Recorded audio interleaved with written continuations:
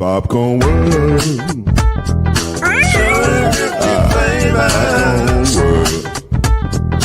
Popcorn World. Yeah.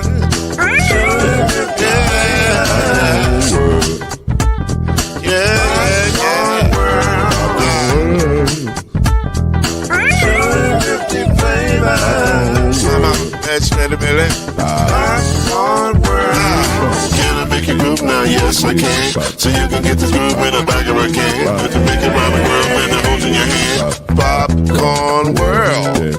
250 flavors gonna make you smile. 250 flavors gonna make you smile. 250 flavors gonna make you smile. I said popcorn make you smile. Ah. Popcorn World. Popcorn World. Popcorn World. Popcorn World. The Popcorn World.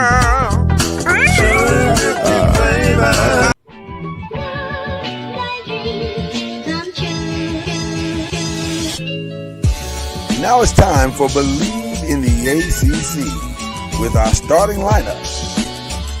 From Florida State, number 17, Charlie Ward.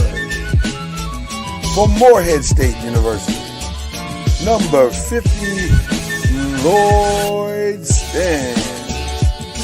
And from Murray State University, number 2, Kendrick Haskett.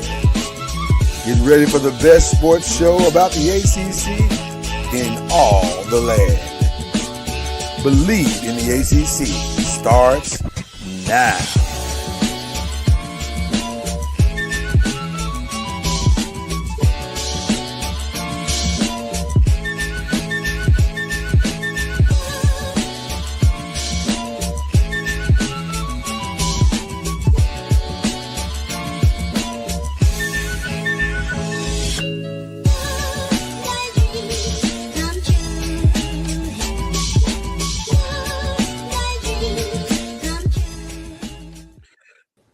I'm excited today because this might be the most Louisville show we've had in a long time. Like, it doesn't get more Louisville than what's about to happen right now.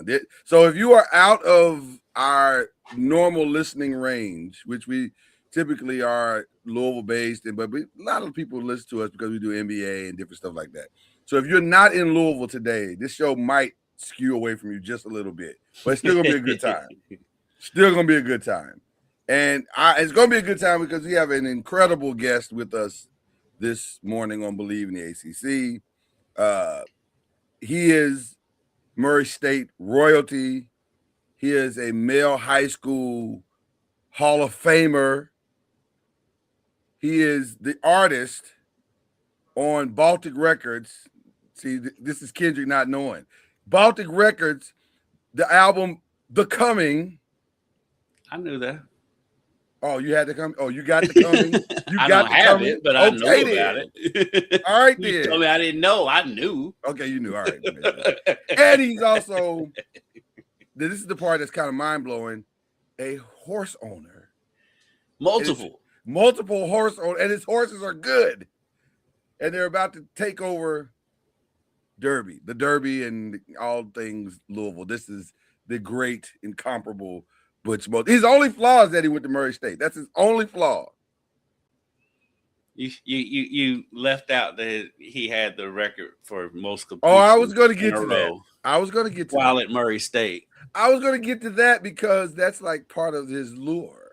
Ladies and gentlemen, the great Butch Mosby is joining us this morning. I'm excited. I'm very, very excited because you are like one of the greatest multi-hyphenates male high schools ever had.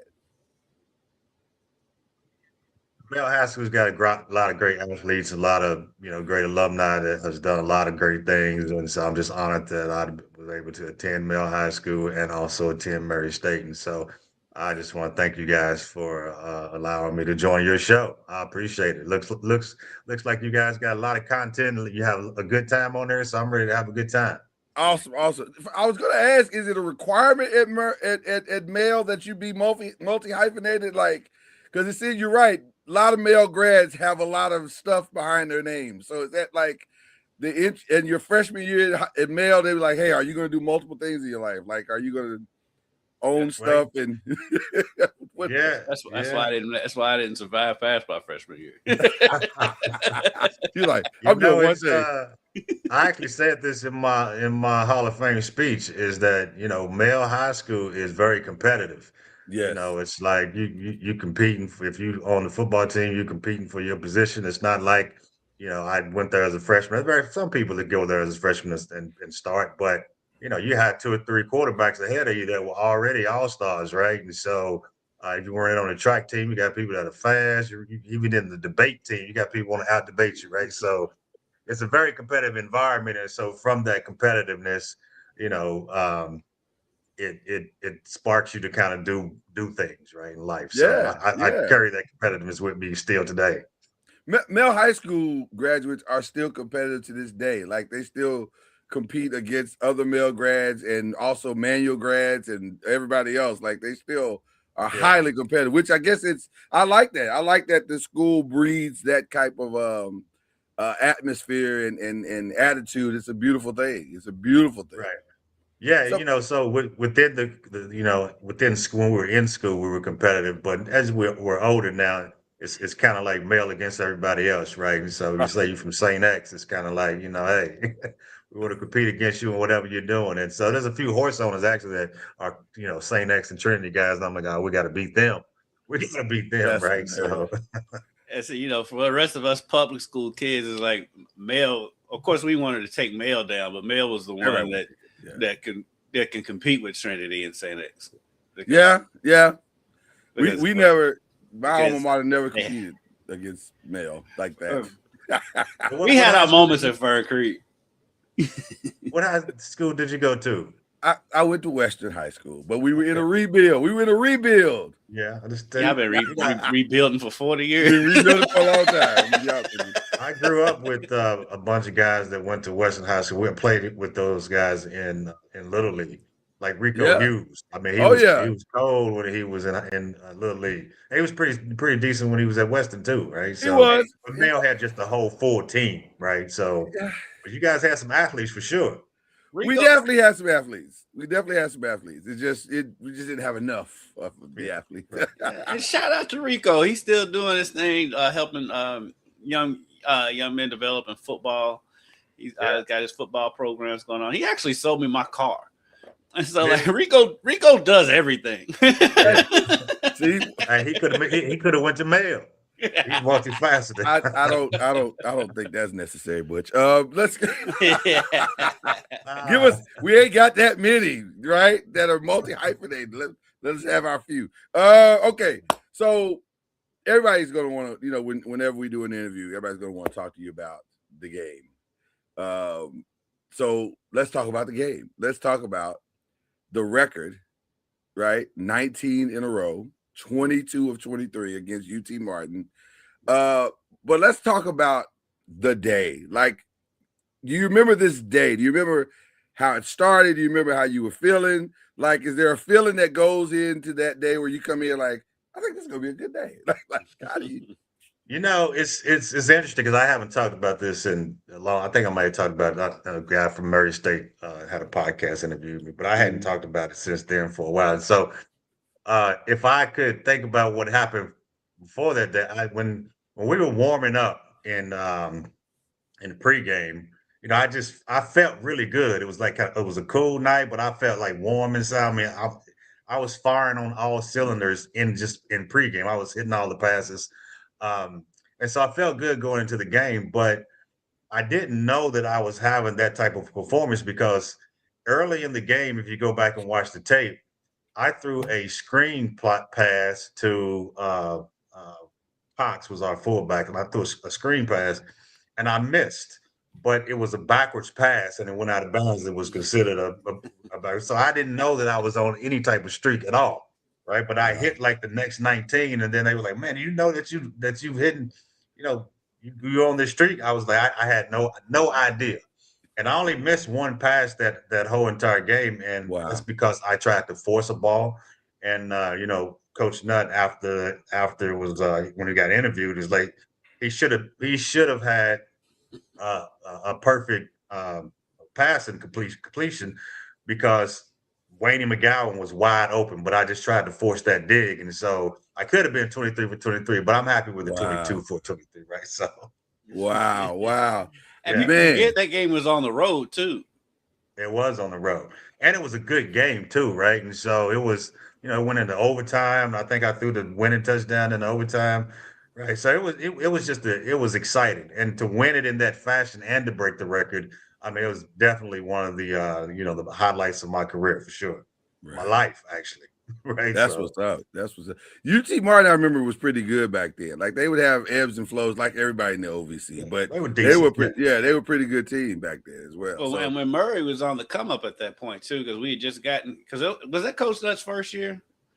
I think it was his first year. Coach Nutt's first year. Yeah, that was Coach Nutt, and shout out to my other coaches before Coach Nutt, but Coach Nutt was different, man. He was on a whole different level. And I mean, he was a motivator. Mm-hmm. And I was part of the senior class that helped get him hired, and we had interviewed 4 or 5 coaches before the athletic director brought us in to interview the coaches, right? And so I don't know, 8 or 9 seniors sitting down with 4 or 5 different coaches interviewing them, and Houston Nutt came in like he was a late applicant, and so he came in last, and when he came in and we sat down with him, and he just started with one of those fiery speeches, and we were like, "Oh, yeah, he's got to be the man." Right? So like, yeah. So and he was on it from day one, just changing the attitude and changing the culture of it, right? Just making you believe that we can actually win, right? And so I think we ended up going 4-5 that season or something like that. Sometimes that's all you need. That's all you need is a little bit of belief. Yeah. Somebody who understands and says, "Hey, we think this is possible," which brings us to where you are now. Like you decided at some point in your journey that you could impact horse racing as a black man in Louisville, Kentucky. How did you arrive at this place? This is a wild story. It is a wild story, right? And so at heart, man, I'm just an entrepreneur, and I look for opportunities. And when I see other people doing things, in my competitive nature and competitive spirit, I'm thinking, if he can do that, why can't I do it?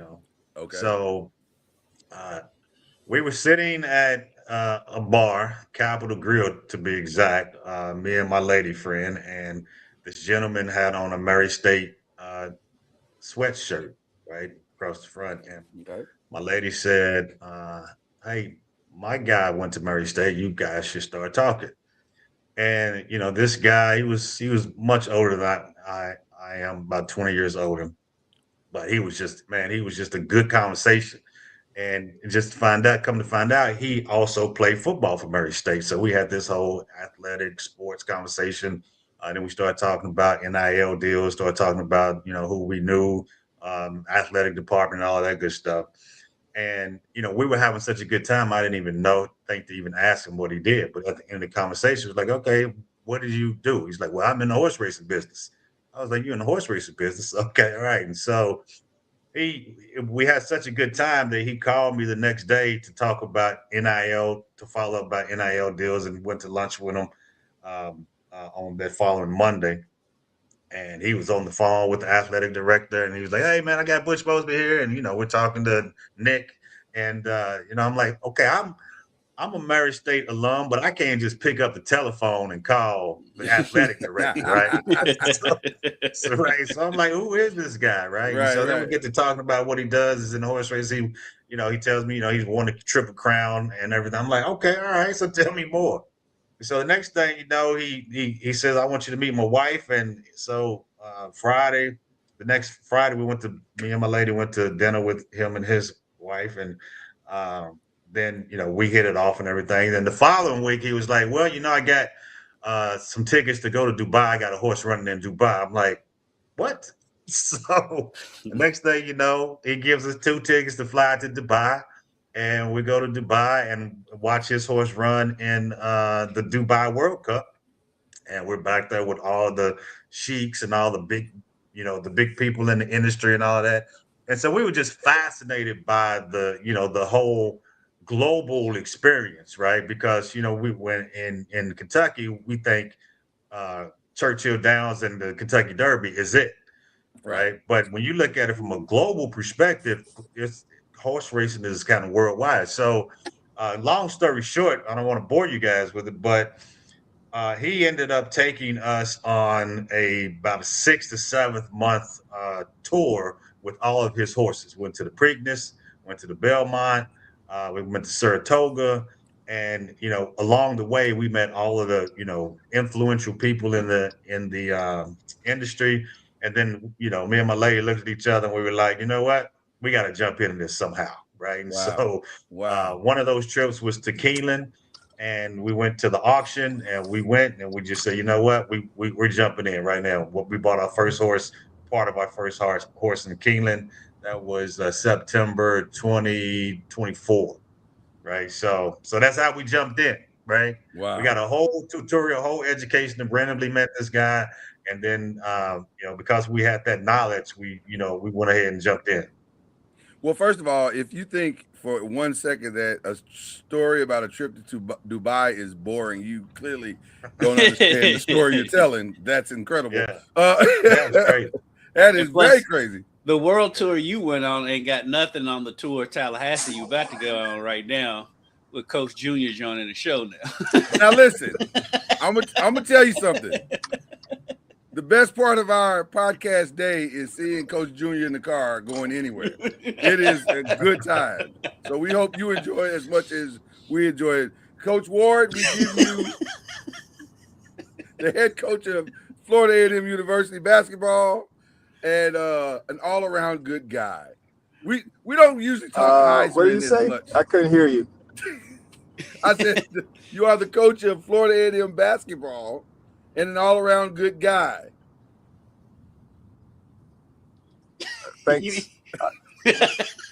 See, I told you, Butch, it's gonna be a good time. And this, you keep going in and out. I'm on the road.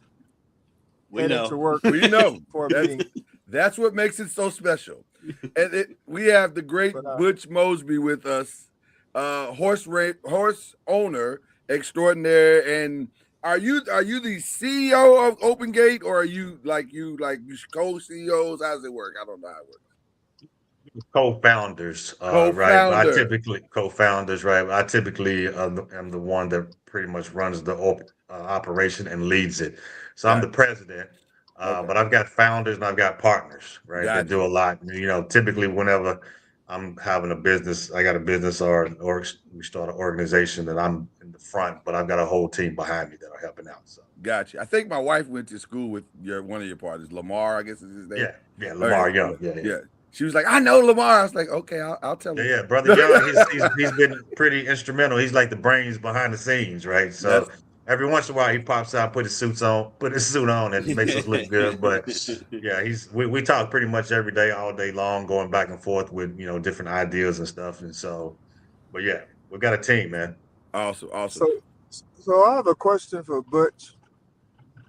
Is that okay if I ask a question? Absolutely. Before you ask the question, sir, I'd like to let you know that you were my favorite quarterback in college, right? So I always try to emulate your style, right? So it's an honor to be on here with the great Charlie Ward. You're a QB in college. I was, yeah. Well, he set their record the year you won the Heisman. I'm thinking we should have a stat off. No, I'm just kidding. His stats. He had way more skills than I had. He had a little step up in competition. There's always somebody out there better. So you got to run your own race to the best of your ability. I'm ready for your question. So my question is, how does one train a championship horse? What are the methods and steps to training a championship horse? Good question, man. And our organization, just kind of give you a little background of how we set up. Our organization, Open Gate, is more of a horse racing management company, and we manage the investors, manage the partners, manage the schedule, and then we partner with a trainer. And our trainer's name is Rodolphe Brissett, and he's one of the top 50 trainers in the United States. And so it's mostly up to the trainers to train those horses, and they have different styles. Some of them run them really hard, and some of them wait till they develop and run them a little longer. It's kind of like track practice, right? They out there, they practice pretty much every day, but they run their sprints about once a week. They call that a breeze, right? So one of the things that is very important in developing a championship horse is his pedigree. And so, what does his bloodline look like? And so, Secretariat blood, does he got a Secretariat bloodline, or do they have a Mishumo bloodline? What does that look like? And so that's how they determine how to buy the horses. And if you've got a very high end bloodline, your horse at the auction could go for as high as $1 million, right? And so, once you have that horse in your stable, then it's about training them, watching them, making sure they get into the right types of races so they can develop. Some horses and the horses have their own personalities, and they have their own attitudes. One day they feel like running, the next day they don't, right? And so you have to kind of just train and hope for the best sometimes. And so getting the horses in the right race, uh, building their confidence up, making sure that they're not getting blown out, because they do know when they're getting blown out, right? They're like, okay, I'm not running anymore, right? So, and so there's a whole process to it, and it's kind of like getting to the NBA or getting to the NFL. Very few of the horses actually get to the big races, right? Wow. So. And like you brought up Secretariat, last year's Kentucky Derby, every horse was related to Secretariat somehow, some way. Which Wow, was that's interesting. Wow, that's really wild. The whole field. You've been in this since 2024, and you're already up to speed. Like this, I'm listening to you like, wow. For somebody who ain't been in this for a couple of years, you sound like you know what you're doing, Butch. Man, I'm telling you, we went on a crash course. If it wasn't for Jack that introduced us to the game at such a high level, then we might have struggled in the beginning trying to get in to learn everything. But it was really like we went to a summer school, or took a semester and a half, 2 semesters of real life horse racing. And so just being there and talking to the people who have the skill and the knowledge, and you're able to glean from that and soak that up. It's very helpful for us, right? So if it wasn't for him, I wouldn't be able to spit it like this. So, and I do my study, and now I watch old races at night instead of watching old football games or old ESPN or whatever. Right, I'm watching old horse racing games, old horse races, right? I'll watch the '79 Preakness. Right, so. I mean, when your mentor has won the Triple Crown, I mean, he's a pretty good person to learn from. That helps. Yeah. He won Triple Crown with Justified. Okay. How important is the entry point to this field? Like you're coming in, like you said, with the credibility, instant credibility. How important has that been to the success that you're seeing so far? Give it to me again. How important, Lincoln? You said you talk about the knowledge that he's giving you, but how important is how does that bridge the gap, like with where you are now? Like you have a horse right now that's running pretty well, right? We've got our stable. We've got 10 horses now. Okay. And what we were taught is, if you want to sustain in the business, don't put all your eggs in one basket. So to buy one horse, if you put all your eggs there and that horse, gets a sprained ankle or whatever, he might not be able to run for a very long time, or if at all. And so then you've got your money there. So we're pretty much diversified across 10 different horses. And one thing that you should know is horses are not eligible to start running until they are 2 years old. Okay. And depending on their development, when they're 2, they may not even run until they're 3. And so, the Kentucky Derby, Preakness, and the Triple Crown route, all of those horses in those races are 3-year-old horses, right? And so our horses, I think we've got 6 horses that are 3-year-olds that are competing now, some better than others. So we have 3 horses that are competing at a very high level, and we have 1 horse that we think is the best horse in our stable, but she hasn't run yet. And so she'll probably run in a maiden special race. Probably we're looking sometime the week of Churchill Downs. Don't go out and say anything because we don't know until we're running. We don't know when we're running until the week of. Right? It's literally like Sunday. Okay, we're running on Friday. Everybody's scrambling to get to the race. Right? Wow. So Wow. we have a target to run at Churchill Downs the week of Derby. Wow, that's lofty goals considering the time you've been in. I love it. I love it. Yeah, when Kendrick was interviewing me, he was like, "Do you realize that people spend all their lives trying to get to these types of races?" And we did it in our first year. First year we had 3-year-olds. But again, it goes back to the knowledge, man. If we had started buying, tipping our toe in, buying $5,000 horse or $10,000 horse, we might not have ever made it, right? So we bought in at a pretty high level, and so we're competitive. I love it. I love it. Hey, Go ahead, Butch. Charlie. Yeah. I know, I have 3 kids, and when my wife was pregnant with 2 of them, there was a time where we were still sitting there going through these baby books and trying to figure out a name. How do you guys come up with your names for your horses? Oh, those are good questions, man. So I talked to the lineage of the horses, and what we try to do is start with a name that their father that is associated with their father or their grandfather or great grandfather, and try to come up with some variation of that. And so we've got a group of people that are investors and the partners, and so we all throw a name in the hat, and then we've got 1 or 2 people that are at the top of the of the name on the naming committee, and then they end up picking the name. So, for example, we have a horse called Holly by Golly, and the father of Holly by Golly is called Yaupon.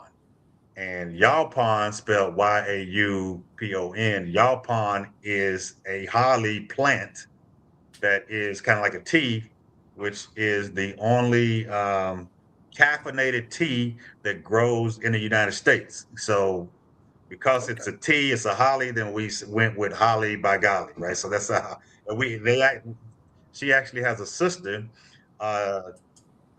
who also's name is Yaupon, and so we named her Caffeine Fix because it's caffeine, Yaupon, blah blah. So that's kind of how the process goes, right? Okay, I never knew that. I never understood how they came up with these names. I just figured, that's how we do it. Some people do, they'll go, they'll name them after their kids, or they'll name them after their pet dog or something like that, right? So we got another horse called City Is Mine, and his father's name is City of Lights.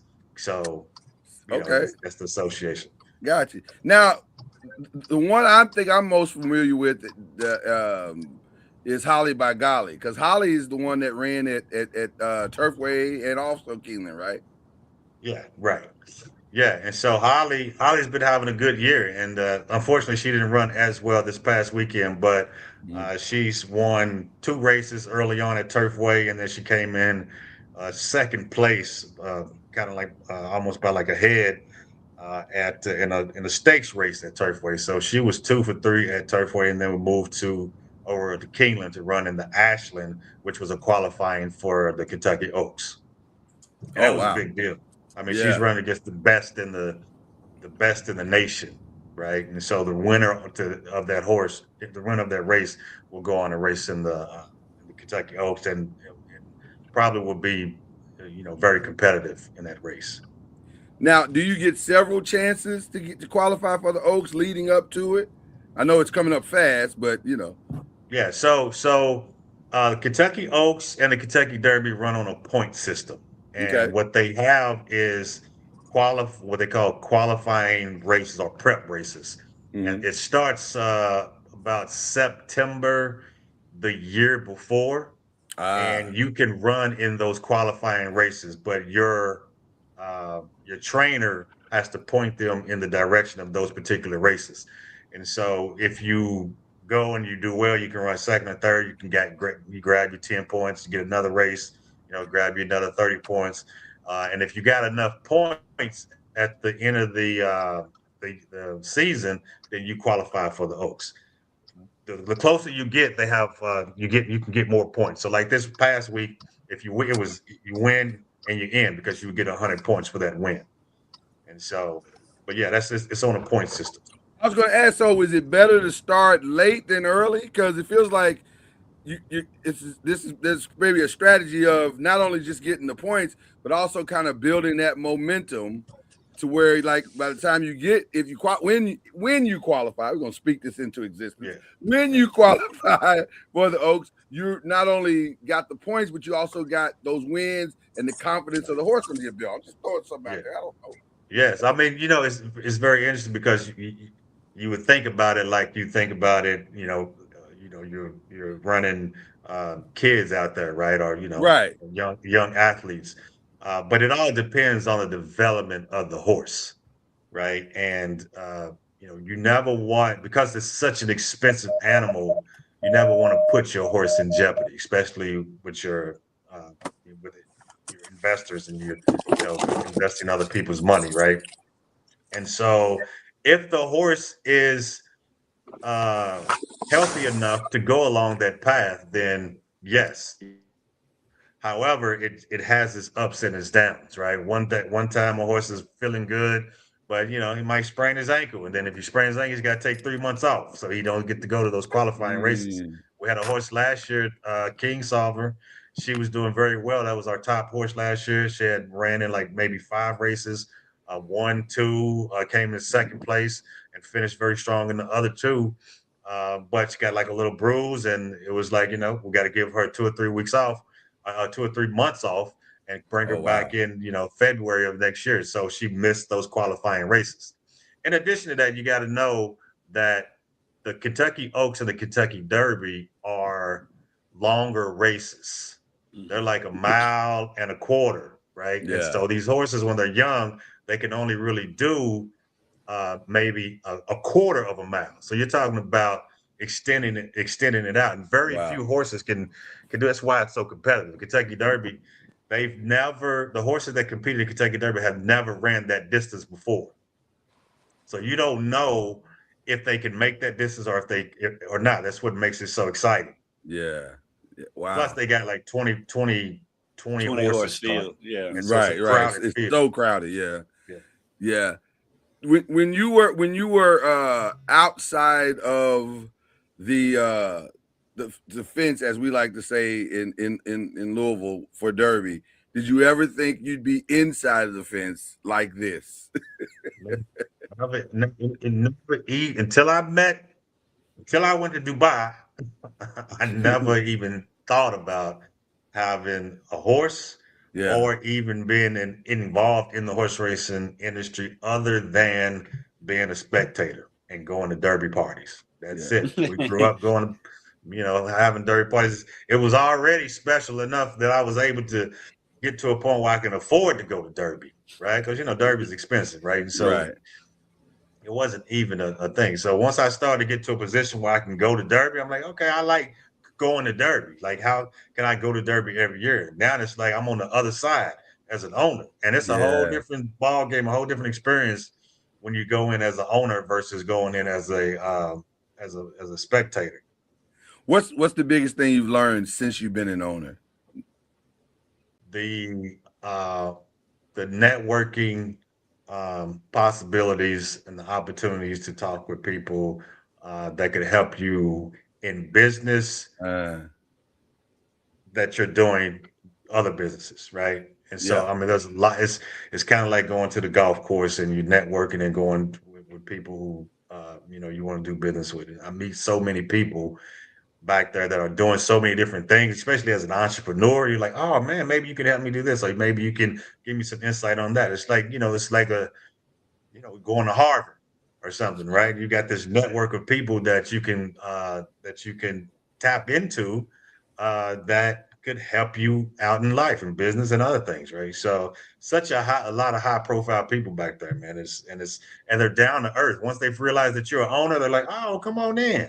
But you got to have the credentials, right? So you got to have the bloodlines. You got to be able to talk that talk. And once you're able to talk that talk, they're like, oh, okay, come on in. They don't care what color you are. They're like, okay, he knows what he's talking about. So yeah, man, that's the one of the biggest things. I was going to ask that, like, how has the reception been as a minority owner? Has it been pretty seamless, or does it matter at this level? No, I haven't felt any. There's not a lot of us in the industry, right? Right. So, but I haven't felt any pushback from the horse racing community as to what we are trying to do. We're not just trying to be horse owners, but we're also trying to open doors for other people that look like us, right? And so we're proactively going out to people, that look like us, black and brown, not limited black, but black, brown, diverse, different types of people who may never have this opportunity. And so we sit and talk to them and tell them about the investment and all that good stuff. And, that's our intention. We're intentional about that, right? And so the people that we come across, we tell them, like, this is what we're doing. And we showed up at Keeneland with, 15 brothers and sisters. Wow. Right? They're like, wow, so the reception from the horse ownership community is like, okay, all right, we need some diversity in here. And so they're welcoming. If there is anybody that's looking at us, it's actually from the spectator standpoint, like, oh, these brothers walking in here with all of this, going into the paddock and stuff. Right? I love that. So, I love that. I wish I could see you guys walking in like a scene from Malcolm X. Malcolm X, right? Brother Johnson with all his people. I bet that's quite a view. I want to talk about something else though, because it's not the only thing you're doing. Hey, You gotta go. You got something? yeah, I need to jump off. But Butch, I just want to ask this one last question. yes, sir. Hey man, when you go to Dubai, can you put me in your backpack? I got you, man. I got you.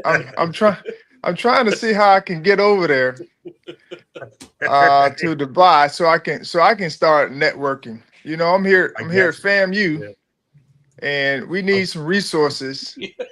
And I want to see how I can get in Dubai to help out the brothers and sisters here at FAMU. That's right. Okay, you know what? Guess what? Now I'm a fan of FAMU. I was a Florida State fan back in the day when you were playing. So now you over there, FAMU. He's I'm still a a fan. Seminole. Whatever you need, man. If I can help, just let me know. All right. Well, don't say that too loud because I'll be calling after this meeting. Since we asking for stuff, Charlie, I'm gonna need that hoodie. The hoodie is awesome. That hoodie is just put it in the same box as those LeBron shoes. That's all you got. Oh yeah, it's a whole care package. A whole care package. I'm still trying to get my LeBron shoes. I'll send them when I get mine. But for full disclosure, LeBron, I don't know if you saw it, but he earlier this season debuted some Rattler shoes with the actual Rattler logo on it, and they were incredible. And we've been hoping that he would give Charlie the shoes since he coaches for the Rattlers, and so he sent him some shoes, just not those shoes. He want those shoes. So but if we can get this whole Dubai thing working, Charlie, see what I'm going? Yeah. You know what I'm saying, Charlie? Let's get this whole thing going. We can have our shoes by July. Hey, we can take I'm the not- show on the I'm road not sure to Dubai. I'm not sure what a minority owner looks like, but I can give $1,000. Is that minority? There you go. You get on a strand of hair. There you go. Hey, I'll take it. What? Now I'm curious to know what $1,000 gets you at open gate. Not a horseshoe. Hey, all right. Hey, I appreciate you guys. Appreciate All you, right, man. Charlie. Good to talk All to right, you. Nice Coach meeting you, Junior. Butch. You as well. All right. Y'all have a good one. All right. Charlie Ward, ladies and gentlemen. You know, it's always a good time with Charlie Ward. Always. Always. Our nickname for him is Coach Junior because he's Charlie Ward Jr. So Yes. he's called Coach Okay. Junior. All right. Junior. Coach Junior. Coach Junior. Coach Junior. Yes, yes. I don't think he had that nickname before this show, but He did not. He did not. We gave that is an Y'all original. creating characters here. Well, hey, Charlie's a character all on his own. listen. When he's got time, he's now that he's coaching college basketball, he doesn't have as much time. So that's what we get him, and we get him when he's on his way to stuff. But before, and he get to telling his Florida State stories back when he was a punter. I don't know if you knew that, Butch. He was a punter at one He point. started I didn't as know a that. punter. Yeah. And Florida State? Yes. Yeah. He just was trying to get on Florida the State. field, so he was punting. And he was playing in Syracuse and was trying to hit the roof with a punt. To go back and look at that. Yeah, I need. We have not found the footage yet, but I want to find the footage. It's like Yeah. Charlie Ward punting is crazy. Like that sounds crazy. That sounds crazy. All right, so I want to talk about sponsor for success because that's as amazing as what you're doing on the horse racing side. Talk a little bit about sponsor for success. Yeah, man. Okay. All right. Sponsor for Success. We started that probably back in 2016-ish, 15. It actually started out as sponsor for sports because it was sports that obviously allowed me to go to college. And also, I don't know if you know, but I ended up playing football in Germany for several seasons. And so once I got to Germany, that kind of like opened my eyes to the possibilities of what one could do instead of being like in this closed-minded environment and born and raised in Kentucky. And so I was working for a company called getaroom.com, which is in the online travel space. And I knew that we were going to sell this company, and I had a stock option package, and I knew that I was going to end up retiring from corporate America, and I wanted to do something that gave back to the community that raised me. So one day I was sitting in Starbucks in Dallas, and these kids came up to me and asked me to buy some candy bars. And I asked them why they're selling candy bars, and they said that they were trying to raise money to go to a football tournament in Florida, and they needed this for the transportation. So I gave them like $20 or whatever, and I told them keep the candy bars, and that just dawned on me. And that's the time social media was coming up, and I think I put it on social media, on Facebook, and said, why is it that Black kids have to sell candy bars to go to these tournaments when white kids and white organizations, their families, they just call Aunt Sarah or, Right. Uncle Ken, and they give them the money. They don't have to be out here soliciting in the middle of the street or asking strangers at Starbucks, right? So came up with this concept with, called Sponsor for Sports. And, I put it out on social media and said, I'm looking for any athletes that need some help. And this was right when crowdfunding and GoFundMe was on the rise, 2015, 2016. Yeah, and, I somebody came to me and said, we've got the Little League football down in the West End that needs help. And literally, I put out a social media Facebook post and asking for like $1,500. In 24 hours, I had $1,500. I was like, oh, okay, all right. Wasn't a lot of money, but I was like, okay, people are willing to help, right? Yeah. And so that's how Sponsor for Sports started. And then I got with Brother Young, who's helped co-founded Sponsor for Success. We changed the name from Sponsor for Sports to Sponsor for Success because more people needed help in music, in education. And so we couldn't just limit it to sports. And so that's how Sponsor for Success started. And so we've helped over 500 kids, raising money for them to do anything from, buying books to go to school, buying instruments for the band or whatever. We've sent kids to Africa, to Europe on educational tours. They're educated. They get invited, but then they come back to mom and say, "Well, the trip is $4,000." Right, and then kids who families may have financial struggles won't be able to go. And so we were like, we don't want any kid that is connected to us not to be able to stay on this path towards success just because of financial reasons. So we started raising money for these particular types of things. So that's, the nuts and bolts of how Responsible Success started.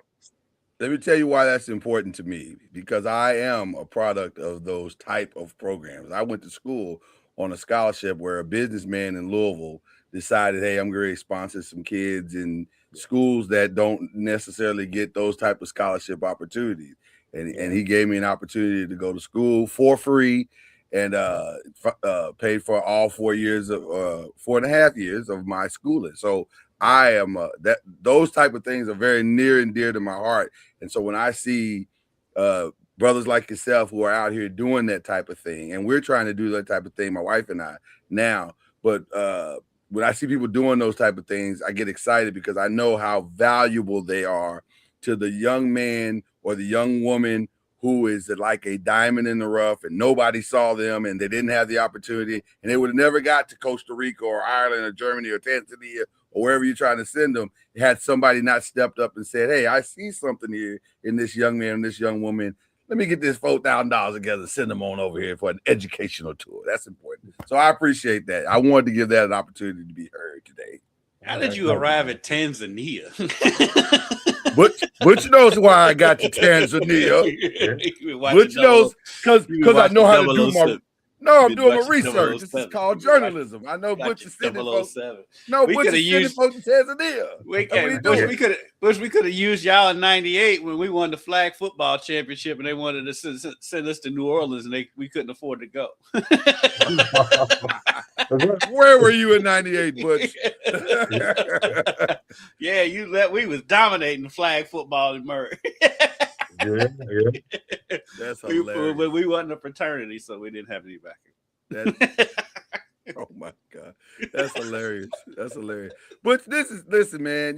The things that you're doing, man, are incredible right now. I'm so excited and proud of you, man. This is I love to see Louisville guys doing their thing, man. This is so cool. It's, being able to travel and to see, after I came back from Germany, I was in online travel for 18 years. So first company I worked with was hotels.com. Then we sold that company to Expedia. And then the guys that started hotels.com started getaroom.com, and I jumped on with them. So I had a 18-year career in online travel, which afforded me to be able to travel around and see a lot of different people, talk to a lot of different people from all walks of life.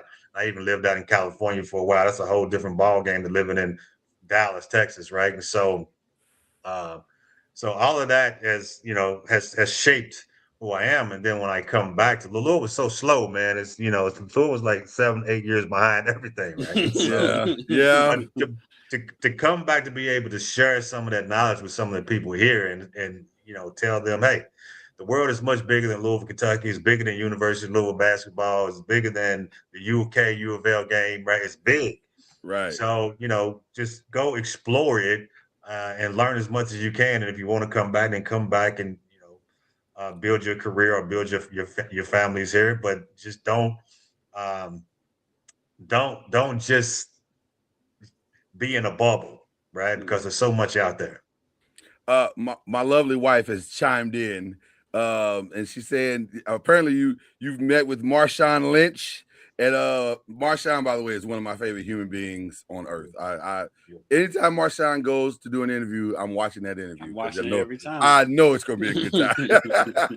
But one of the smartest men on earth as well. Very, very astute and very, very savvy. So did you enjoy your time with Marshawn? It was a very brief time, and I don't know 100%, but I think our horse raced against. Well, he's in the industry, and so our horse raced against his horse in the Ashland. I believe that to be true because he was in the paddock with a group of owners that I know that we were racing, but I don't know 100% if he's a part of that ownership group.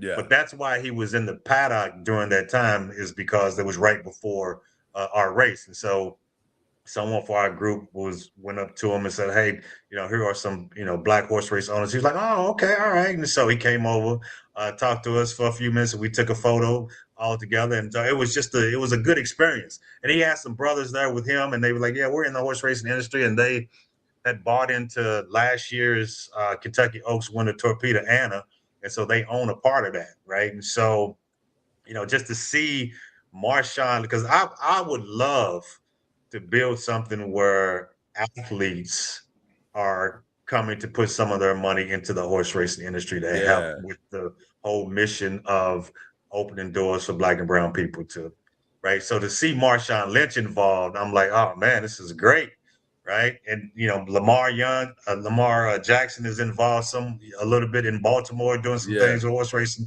and just to see the athletes get into it, I mean, I love that. And so hopefully we can make connections like that, exchange telephone numbers, and just see what the possibilities are. So, and I'll tell you what, Kendrick, you've been covering horse racing forever, so you could probably testify to this as well. I think the horse racing industry needs this. Like, it needs an injection of new blood, new ideologies, new faces, because right now it's kind of been very, very stagnant. And like, the Derby is still the Derby, and it's still a good time, and it's still the biggest horse race on planet Earth. But it's like the lure of it that we grew up with is not quite the same as it used to be, and it needs more guys like yourself who can bring new faces and new energy. I mean, right now it's like you think of horse racing, you really just think of Bob Baffert at this point, right? And Baffert's getting up there in age. Todd Pletcher's still around. The crazy thing, Butch, I don't even know if you know it, but there's only been one horse trainer from Louisville to win the Kentucky Derby, and that's Brad Cox, and he won by the disqualification that when Baffert's horse got DQ'd a few years ago. So that's the only time anybody from a trainer from Louisville has won the Kentucky Derby. And so I know that.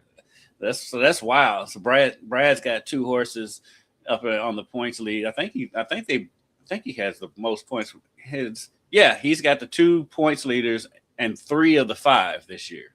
Wow. And so it's a hard game. It's very hard. It's very hard. And I was telling Butch that, I was like, man, it's not normal for you to be here this fast.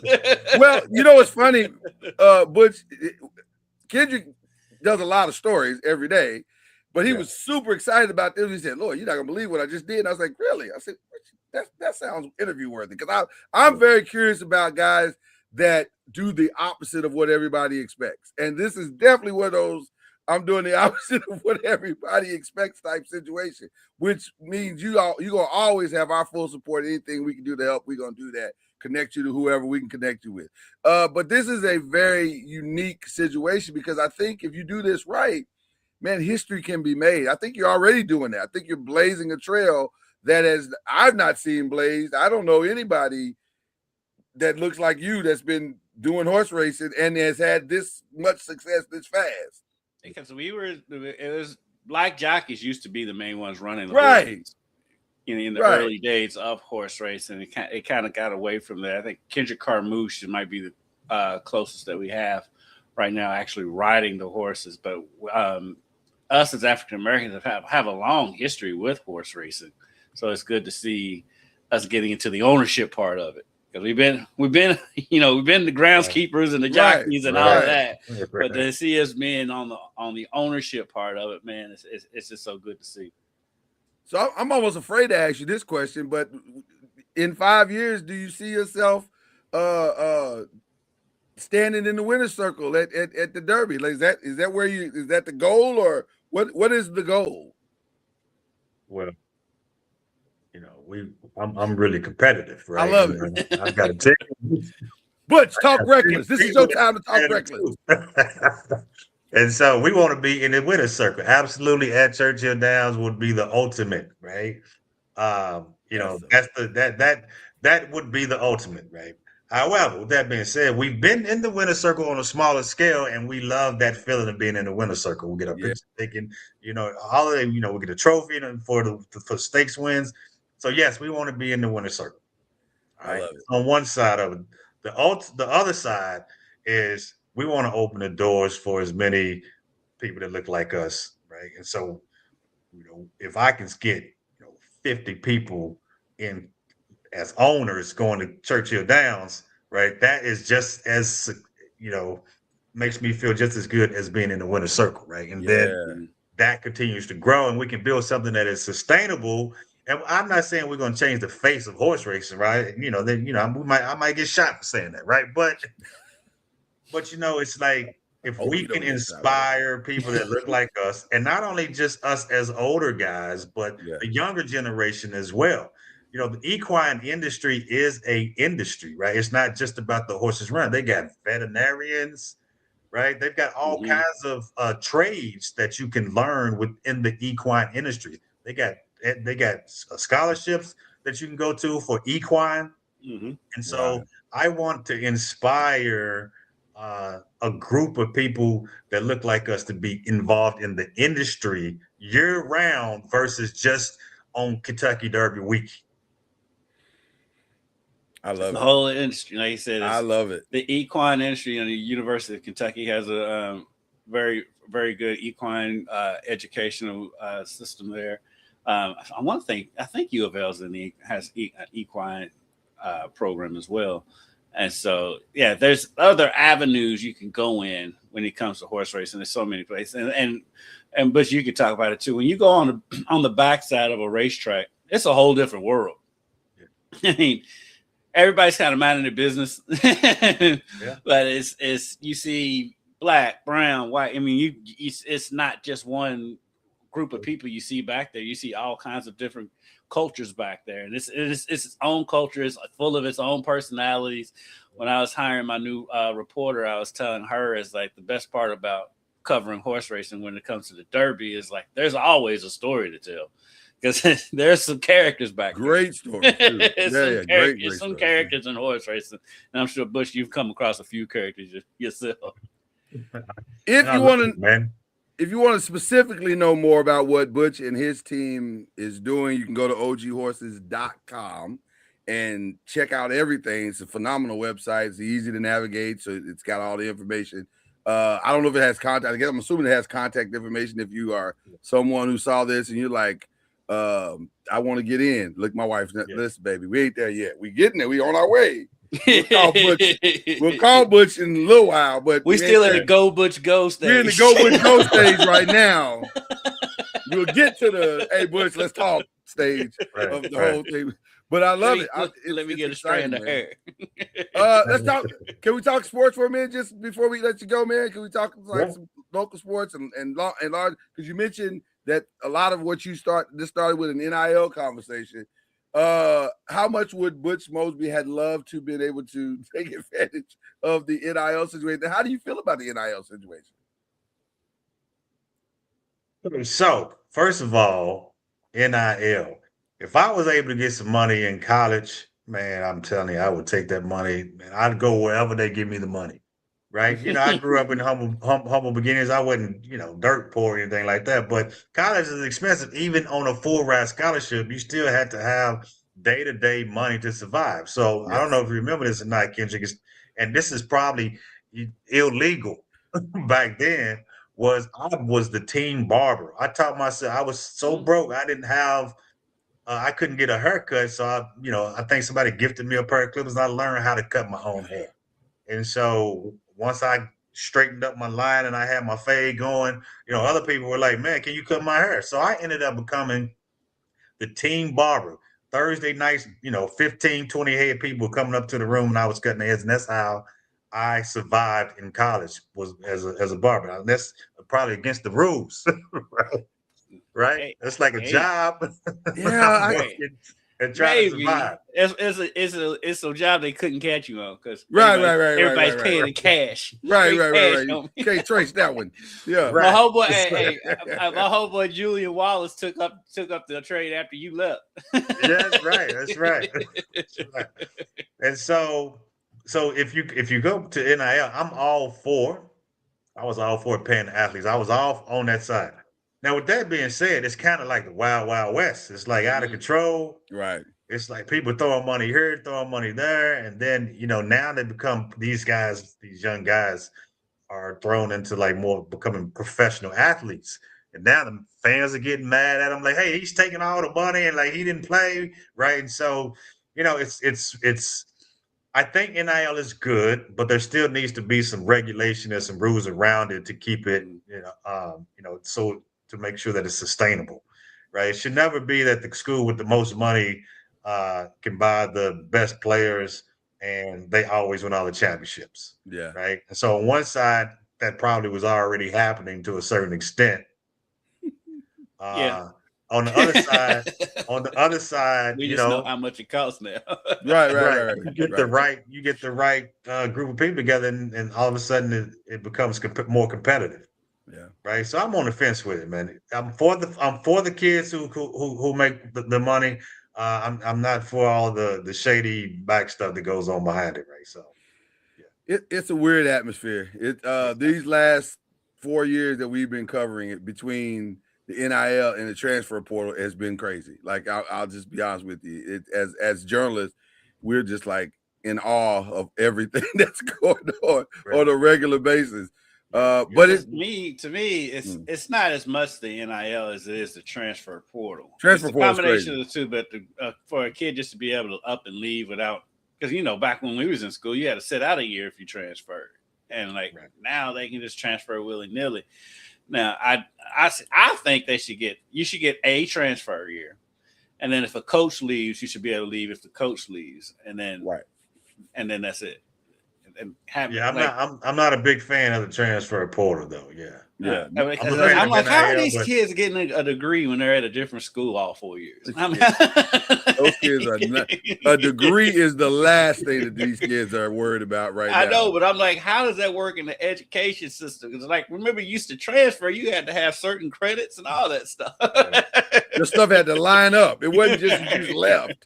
Yeah, it had to line up. And you never know how that affects a kid later on in life, right? Does he now believe that if he doesn't like his job, he can just jump in the transfer portal and get another job? Right? Don't work like that. Real world don't work like that. And so, it's just interesting. And I'm not I know I've got kids young, but I'm not as connected to the working kid like the late 20s or the 30s. I don't know I know there's a lot of people making money off content, YouTube, TikToks, and they're like, I'm never going to work. I'm never going to work, a 9-to-5 job, right? So, So yeah, it's interesting.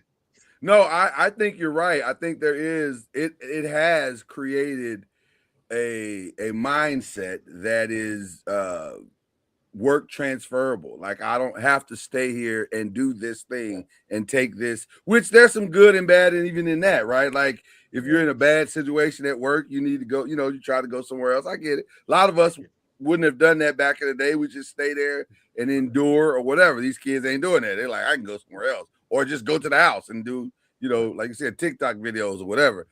I'm conflicted even about that because you want longevity, and it's a message that you end up having to teach your kids and saying, listen, that's really not how the world works. Like you can't just up and leave every time things don't work out the way you want. And you're seeing that with so many players applying for extra years of eligibility. Like the guard at Tennessee last year, Denzel Aberdeen, who played for Kentucky this past season. He's played his 4 seasons. And not only is he appealing for an extra year of eligibility, he's also in the transfer portal. Yeah. And it's like, these guys, when they realize that, the NBA is not in their future, they're trying to stay in college and get as much of that money as they can. And I heard Calipari make the argument. He's like, they go from making $250,000 to making $70,000 when they get out of college. I'm like, well, for one, they ain't gonna make $70,000 in most careers. And two, you also, but I wish I had a $250,000 head start. Right. So Yeah. Yeah, the arguments for Right. regulation aren't as great as you would think that they would be, because it doesn't seem like it should be this hard. Because I love to hear Jay Billis talk about it. He's like, "Hey man, listen, let's not be hypocrites, because these coaches are doing all kinds of I'm leaving, I'm going to take." So I get the juxtaposition between both sides. That's why I say they should be able to leave if the coach leaves. Yeah, 100%. But it is to your point, Butch. It is crazy out here right now. How are you viewing the local scene, the Louisville, Kentucky scene, and Murray State? You want to throw Murray State in there? How are you viewing that scene as it relates to sports today, as it relates to when you were playing? Do you enjoy it? Is it still exciting to you, or are you thinking, this is kind of crazy? I'm actually surprised I'm not more involved in sports than I am. It's because I'm such an entrepreneur. I'm always doing some type of project, right? I got something else to do. So I don't have a lot of time I don't even watch sports until like the big games. Like I watched the UConn game the other night and UConn Michigan, but I Right. wasn't even if Louisville wasn't playing, I wasn't even keeping up with it. And so and if I had a do-over in life, I'd probably become a coach because I loved football, but because of my business career, it's taken me away from sports, and I haven't been, involved in it. Other than when my son was younger, he was a soccer player, and so I was, the coach of his teams growing up. But locally, I'm just not involved. I don't go to the male high school games.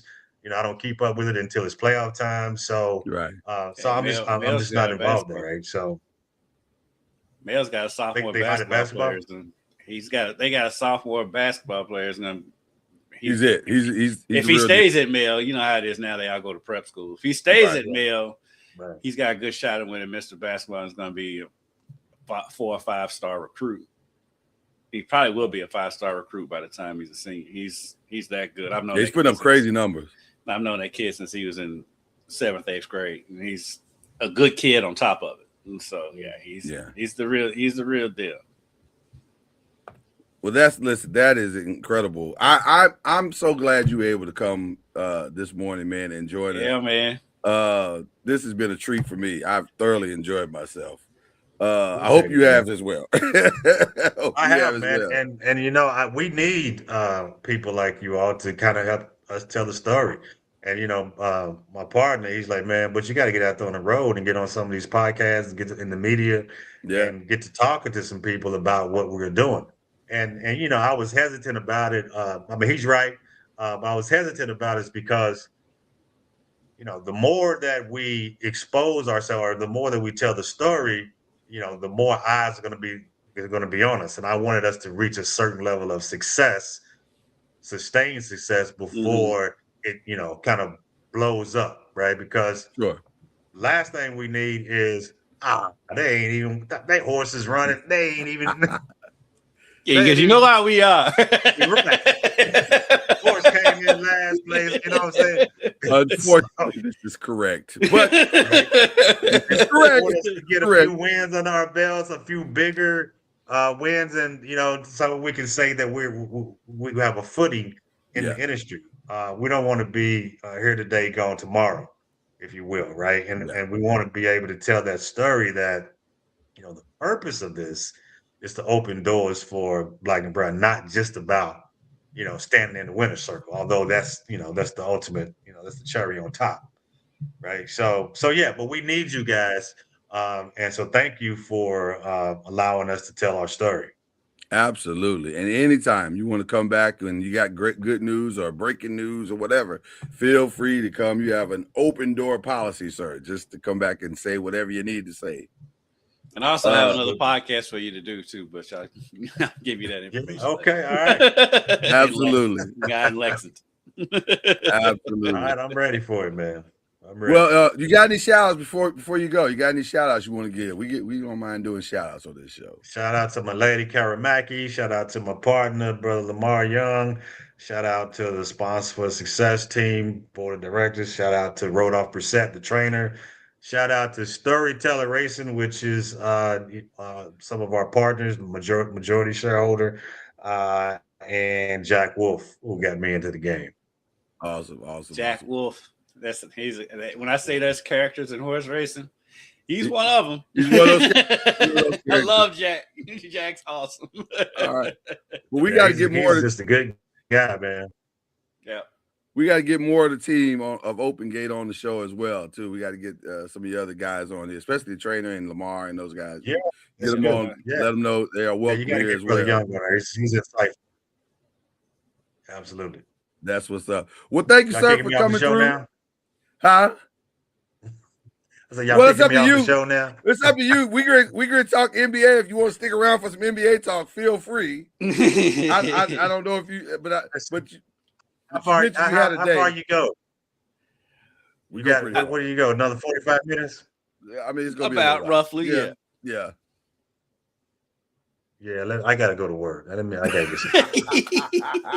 That's gotta be a whole lot of me saying LeBron's got gout. And he does not have gout. I don't know why you keep saying that. It's not true. What now that Luka and Austin Reeves are? It's not true. The gout thing is not true. You see, he's the reason why we don't have these shoes yet. This guy right here, right there, is the reason. We'd have been had them shoes had this gout conversation not come up. Appreciate you, man. Thank you. All right, brother. We appreciate you. Thanks, Butch. All right, now, ladies and gentlemen, Butch Mosby doing his thing. I mean, really doing his thing. That's incredible. And low key, he's got a nephew who's will be a junior this year in high school. Okay. He's at IMG Academy.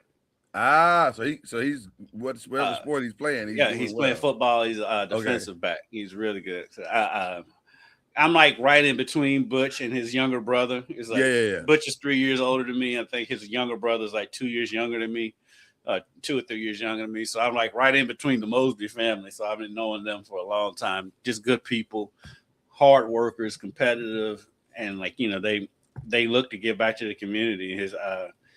They're just really good people. No, listen, which is one of the reasons why I mentioned the nonprofit. That type of stuff is so important, and it doesn't always get the sponsor, like places like things like sponsors are so important. They don't always get the voice that it needs to be able to keep flourishing and keep bringing in the dollars. The nonprofits is so hard to bring the dollars in, especially today when the dollars aren't flowing like that, like it used to flow. So if you can give a voice to any of those nonprofits, you need to give it to them. So shout out to Butch and those guys doing amazing things with their platforms. Okay, so that was BLEAV, and that was the horse racing side of BLEAV. We don't usually give you a horse racing side of BLEAV, but we've done that today. But we do have to talk a little bit about the games that went down this past weekend. And by the way, both games extremely anticlimactic. Like there was nothing to get excited about in either one of those games. The one thing I think we learned in both games that you can't coach height. Right. I mean, Michigan is just bigger than everybody. They're big and talented. Lindenberg was so good in that game. Yeah. And then, but you see how big that May is inside. Yeah. And it's just like, what do you do with that? Because they're strong too. They're not just tall. They're big. And May and Lindenberg are skilled. They are actually skilled.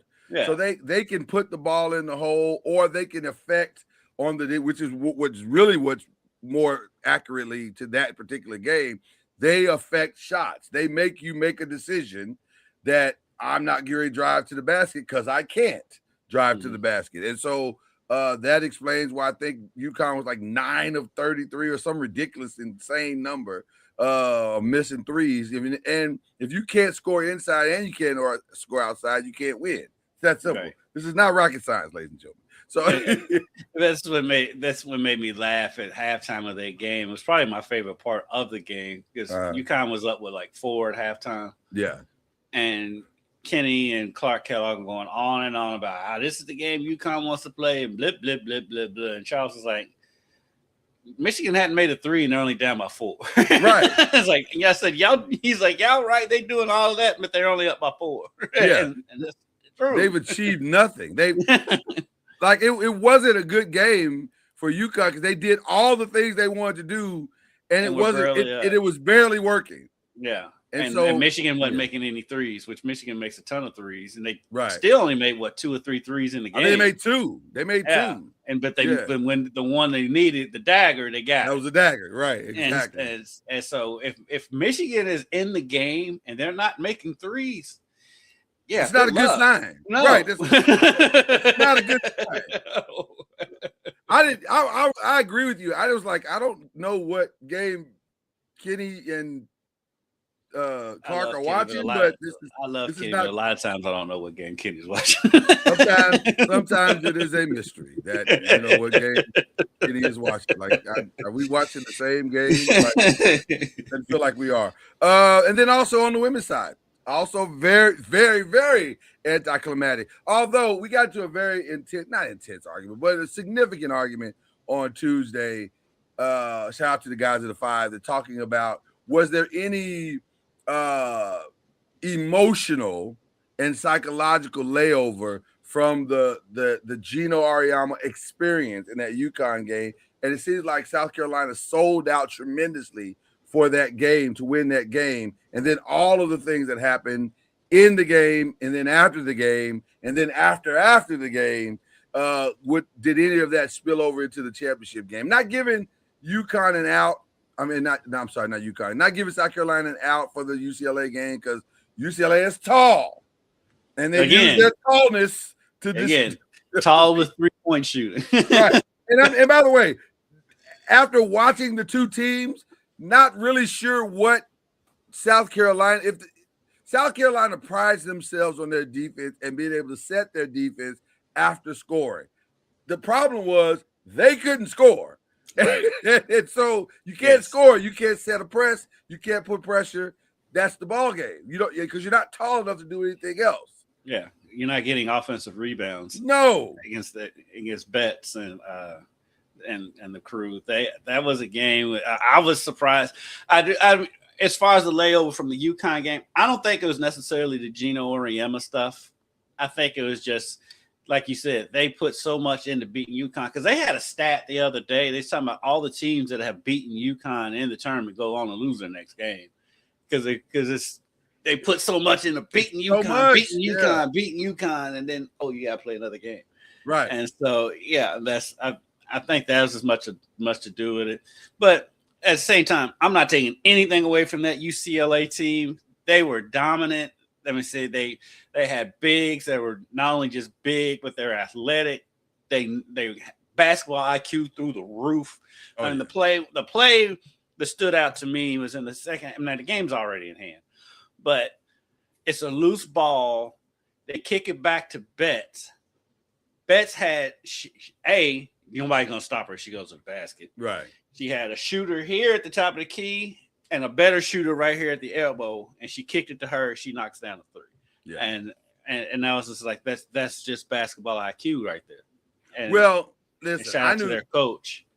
To your point, I knew they were in trouble in the second quarter, I think it was, where there was a missed 3-pointer, and Gabriela Jaquez, who I think was standing at the top of the key at the time the shot went up, ran past 2 South Carolina players, grabbed the rebound and put the ball immediately back up. I said, listen, that's called effort. That's called the extra play. And South Carolina doesn't seem interested in making that today because there were three South Carolina players standing there and none of them went after the ball. And by the time they realized that she had the ball, it was too late. She was already running down. She had the game of her life, by the way. She was that. She probably played herself she at least played herself into a WNBA tryout. I don't know if she'll go. I don't think she'll go first round. She might go second. Because I don't know if that's who she is. It may be. I don't know. I haven't seen enough UCLA basketball. Seems like she had a pretty good year. She had a hell of a game. Let's just call it like when you win the MVP. She didn't win the MVP. Lauren Betts won the MVP, but she should have won for that game. She should have won. That game, yeah, she should have won the MVP. But I just think they had a lot of great moves. By the way, shout out to the point guard Kiki Rice. Did not know she was as fast as she was. That girl is fast. I was like, and very sure-handed with the ball. I looked at a lot of mocks for the draft that's coming up on Monday, and they all seem to have her going in the first round, which I can understand. I don't know if she's a great shooter, but she's definitely a great playmaker. What stands out, because I'm just looking at the box score real quick. Yeah. Mm-hmm. UCLA only had 9 points off the bench, and that was from one person. Right. Their seniors did everything in that game, and that was so dope. To see that a senior-led team just go ahead and do what they do. And because Hawkins had 21-10, and Betts had 14-11. And I mean, Hawkins had a dominant 21-10 because everything she did, it seemed like every shot she made was an impactful shot. It would stop a run, or it would increase a lead, or it would like that one little section of time where South Carolina seemed to be trying to close the gap. It almost felt like Hawkins and Betts single-handedly shut that down. They were making every shot and all the tough shots, all the second chance points. They were doing everything. So they held South Carolina to 29% shooting, 13% from three. That's crazy. So yeah, great shout out to UCLA for shout out to the Big Ten, who had a pretty good weekend, to say the least. They've had a pretty good 26. Yes, they have. Let's not forget that Indiana is the champions of football. So yes, they have had a good 2026, and I'm sure their commissioner is thrilled. All right, let's jump over into no theme song today. No theme song. Let's just keep it. Let's just jump over into the NBA, where I blame Cameron Alexander for everything that has happened to the Lakers here in the recent this recent week or whatever. And some of you say, who is Cameron Alexander? I know him as his government name, Cameron Alexander. You know him if you watch The Five as Killer Cam. Cam said to me a week prior, he said, hey, man, I said, hey, man, we're doing great. We're in the 3 seed. We should probably just kind of ease in to these last 6 games and just focus on just being healthy, because Luka can't keep playing and scoring 40 points a game. And we both agreed on that. But then he said, nah, man, my wife and I are going to that Oklahoma City game on the 2nd. I really want to see him. And I said, nah, man, he's put on too much time. He needs to take a break and just, we don't need to show all of our cards to Oklahoma City. Take the L. It's not a big deal. Just sit some guys out. And he said, nah, man, I done paid for these tickets. I got some good seats, and I want to see Luka play live. Well, guess what, Cam? You saw it, and your desire to have him play cost us Luka and Austin Reeves. Thanks, buddy. Not that we were going to win a championship without him. I was going to say, in Cam's defense, did it matter if they played or not? They weren't going to beat the Thunder in those series regardless. It did what not cards matter. Are they going to not show that's going to make a difference? It did not matter at all. That game could not have gone worse. I mean, they were down 30 when he got hurt. I was like, after the first quarter, I was thinking, JJ, just pull everybody. Like, there's no reason to continue. I'm with you on that one. I am with you on that one. Yeah. I see his sentiment of saying we're going to play the first 8 minutes, see how it goes. Yeah. Because, crazy stuff does happen in the league. I get it. Yeah. But you at their plays against that team, and you got an older team that's injury prone. Yeah. I'd say take the foot off the gas at halftime, because Luka was already limping around at that point. Yeah, we should have pulled right into the driveway. Luka should have been pulled out. Yeah. Luka should have been pulled out before he was. And so Luka is trying to make a comeback, and we'll see what happens. Although I'm gonna be honest with you, I personally think this season is just about ready to wrap up. Because I don't. You're not. They gout about to flare up. It's not gout. It's not. It's not. It's not gout. Even though I will say it may not, because he does have one last rise as the focal point of the offense. So let's stay right there. Is this his last hurrah as a Laker, or does he? The only thing I thought feels about like was he's trying to make the case to stay. I was going to say the only thing I was thinking about is, number one, Bronny has not gotten himself to a place of true independence to where his game could stand on its own, and he either stay with the Lakers or be picked up by someone else. So I could see him wanting to stay. until Bronny takes that next step. So that's number one. Then number two, why happy wife, happy life? And why would you leave LA and bust I can that see up? all And, those points, and you're 1,000% correct on his end. Now put yourself on the Lakers' end. It's going to have to be a really financially favorable deal for the Lakers. They sit in the driver's seat. Even then, it's like you said, it's got to be fun because they've got to be able to bring in other players. Yeah, and I just don't see it. I just don't. I just don't see them winning a title with him there. And it's not a knock on LeBron as much as I like to pick on LeBron. It's not a knock on LeBron. It's just the way their roster is structured. I mean, they need a lot of pieces. They need a lot to be able to come out of that West. But to be fair, they've positioned themselves now to go get a lot of pieces. So there's like 5 or 6 1-year deals. These guys that are on 1-year deals, or at least 2 and an option. And so that's kind of where you want to be if you're trying to rebuild around a guy. And so now I've said this all season long, and I think it really rings true now, because the one thing that Thunder game did highlight, as great as the Lakers had been playing and who they've been beating and all that stuff, you found out there's still a significant difference between what the Lakers are doing and what the Thunder are doing. And part of the problem is you have a backcourt that cannot defend well.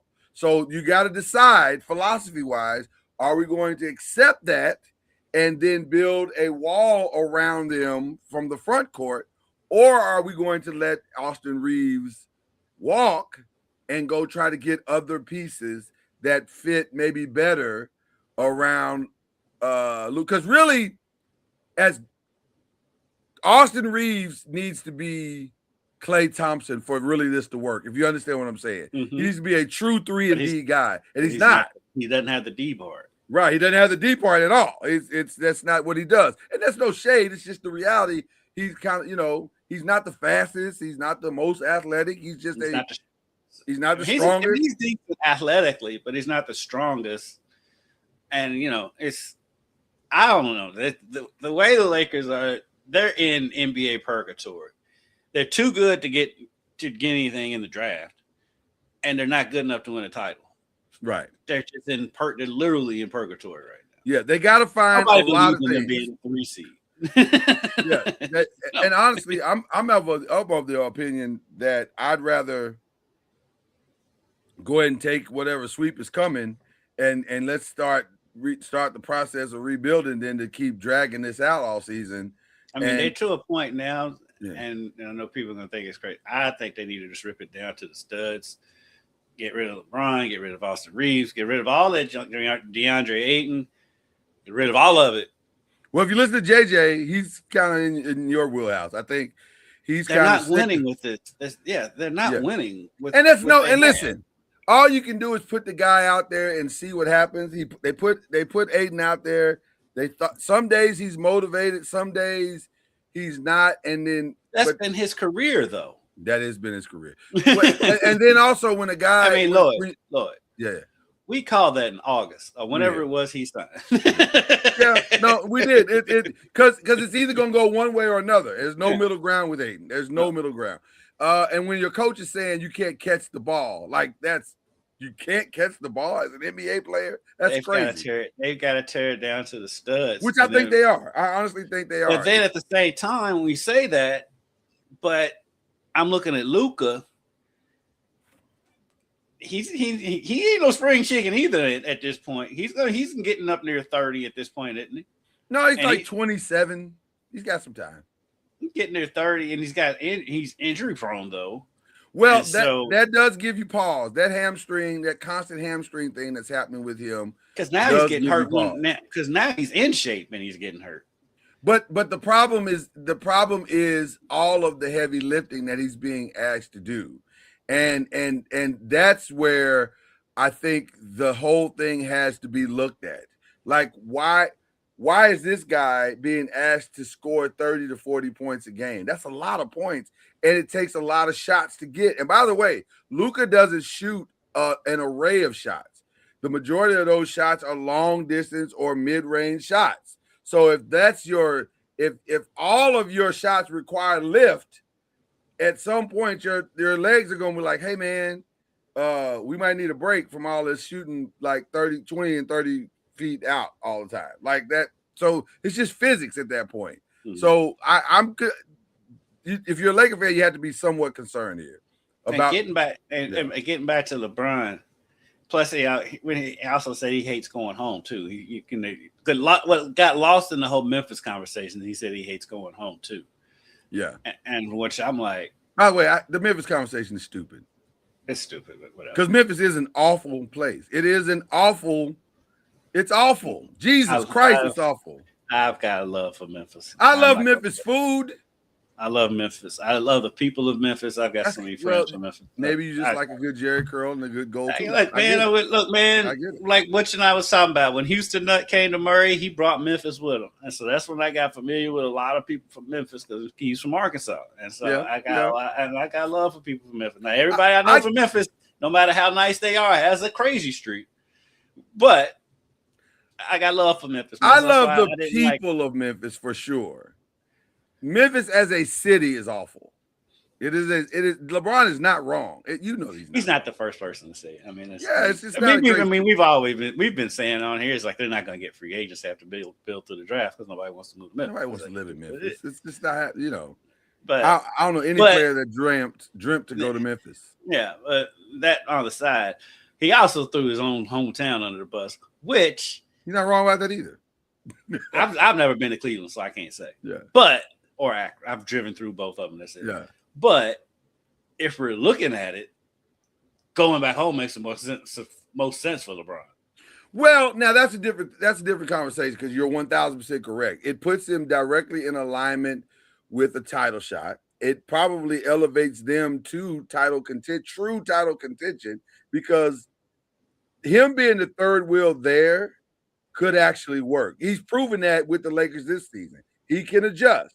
So him adjusting to Harden and to Donovan Mitchell, and then he would make that front court that much stronger and smarter, and also more capable defensively. Because they've had an issue with that wing. The wing is they've been trading to get that wing, and they just have not been able to get. Now, is LeBron at 42 years old? The answer to that probably defensively, probably not. Well, I would take 20 to 25 minutes worth of LeBron at that wing position over anything they got right now. And plus, they need LeBron because as good as Mobley is, Mobley can disappear. Yeah, and he can. He hasn't been this year. He's not been the same Mobley we've seen the upward trajectory of his career. This year, he's not been that. I'll take LeBron's 15 and 10 in Cleveland. I think it's a great landing spot. It's a great landing spot. So it'll be interesting to see what happens in the offseason with the Los Angeles Lakers as a result of that. As much as I like to make fun of him having gout, he doesn't have gout. He doesn't have gout. I think he'll be great. I think he would be a great move for him to land back home and give him a chance for another ring. I think that's his best shot at another ring is back in Cleveland. So the West is pretty much set. I think the Thunder at 1, the Spurs at 2, the Nuggets at 3. Although there is some interesting stuff happening at the backside of this these last 3 games with the Nuggets. I think the Nuggets have the Spurs and the Thunder to close. If I'm not mistaken. Nuggets are scary, dude. If coming down the stretch, they end the season with the Thunder. I think the Nuggets are both. They play the Thunder tomorrow. They play the Thunder and they play the Spurs. So the Nuggets could theoretically. Yes, they play the Thunder at home tomorrow, right? And they're at the Spurs on Sunday. So the Thunder theoretically, the Nuggets theoretically could either lock up the 3, or they could end up back in the 4 or 5. Like it's a weird, depending on how all of this plays out, it's a very weird mix going on here at the end of the season because I think they have the 2 most difficult games, if I'm not mistaken, because I think the Lakers have. Let's see. We're here. The Lakers have Golden State, which, by the way, became increasingly more difficult. They have that tonight. Now that Steph is back and Steph is Stephing again. That game could be a loss. He's stepping again, but I don't know why. Yeah, I don't. Shout out know. to Steph for being the competitor that he is. Yeah, he just wants Steph. No reason for Steph to be playing right now. I'm glad he is. Selfishly, I'm so happy he's right. As a fan, you're like, I'm like, yeah, what are you I doing love this it, for? but yeah, I don't know why. He loves the game. That's all I can say. He loves the game.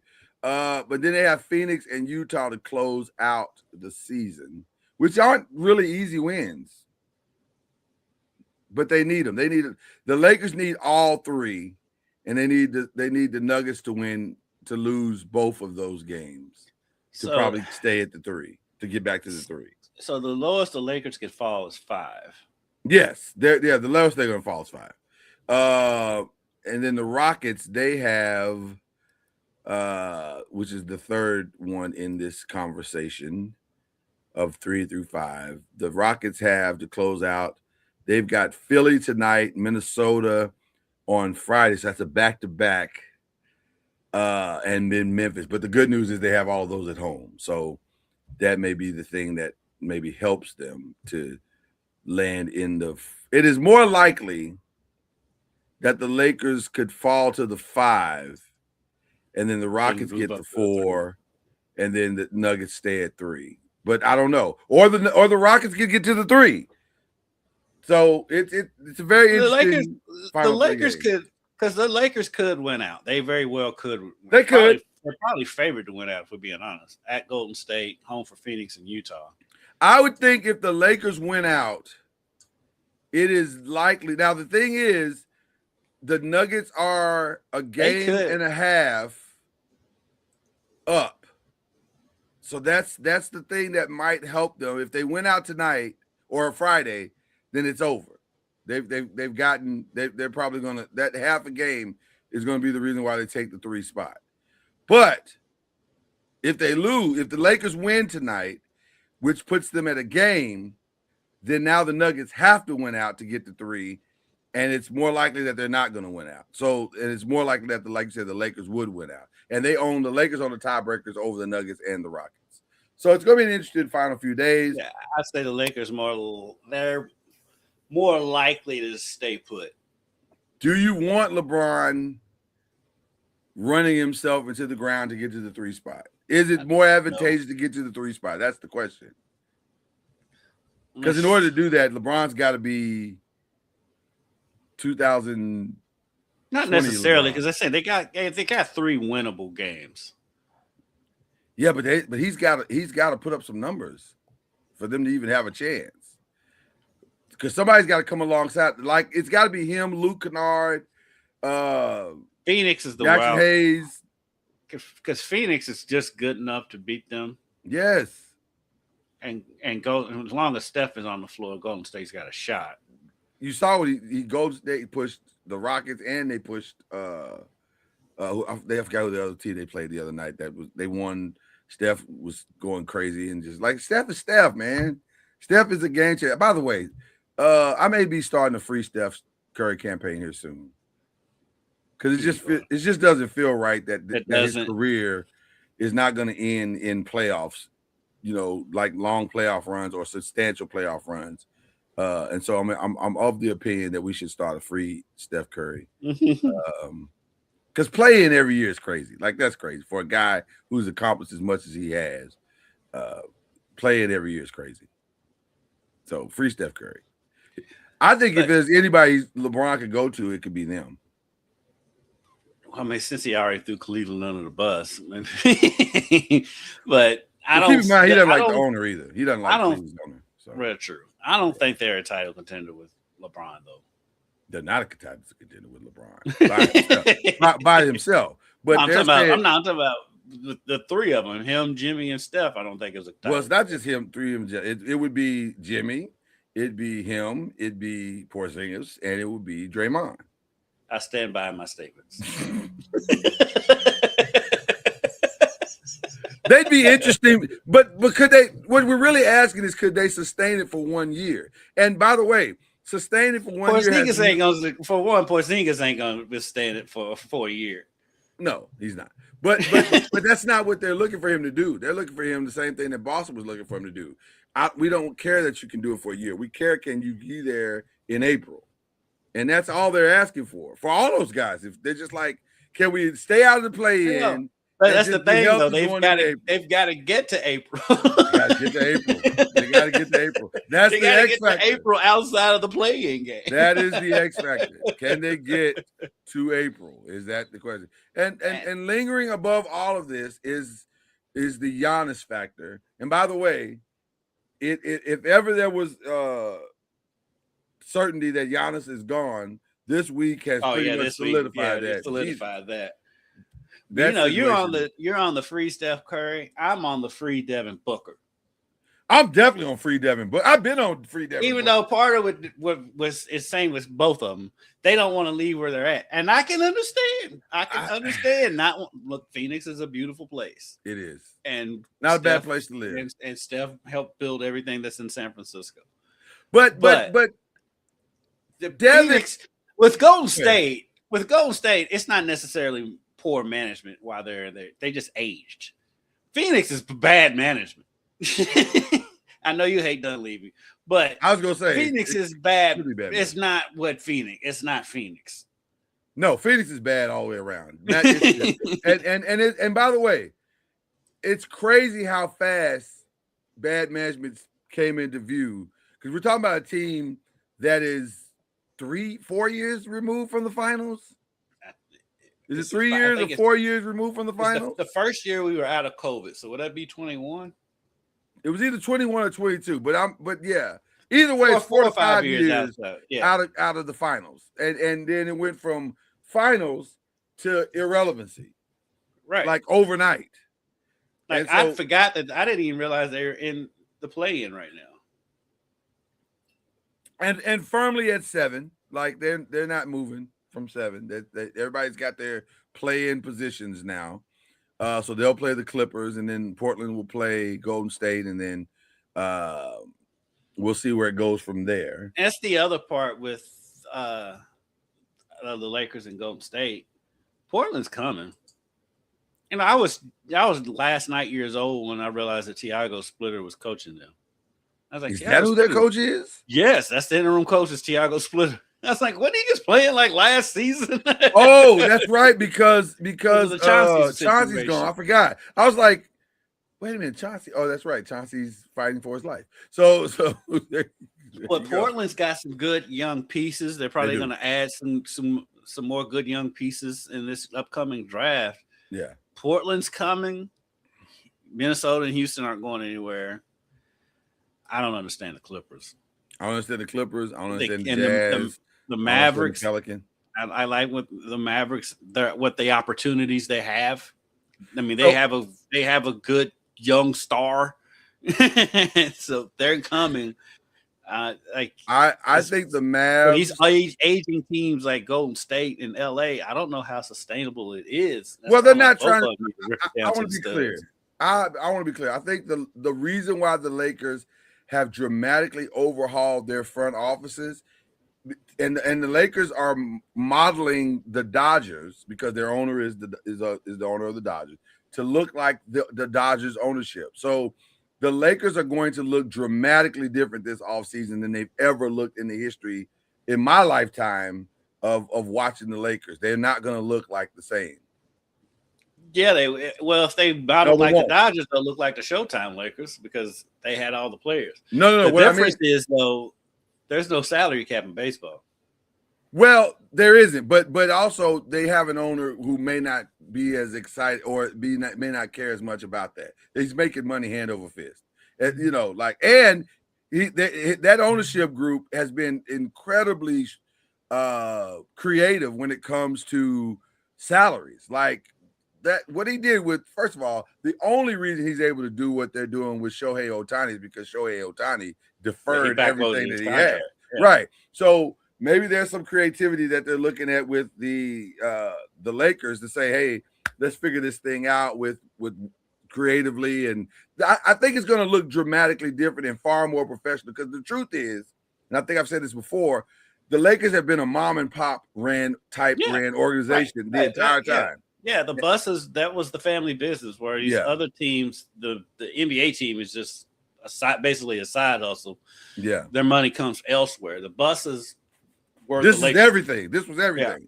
Yeah. Like ironically, like the Cowboys. This is everything. So it feels very mom and pop-ish a lot of times, which is why the decisions become what they become.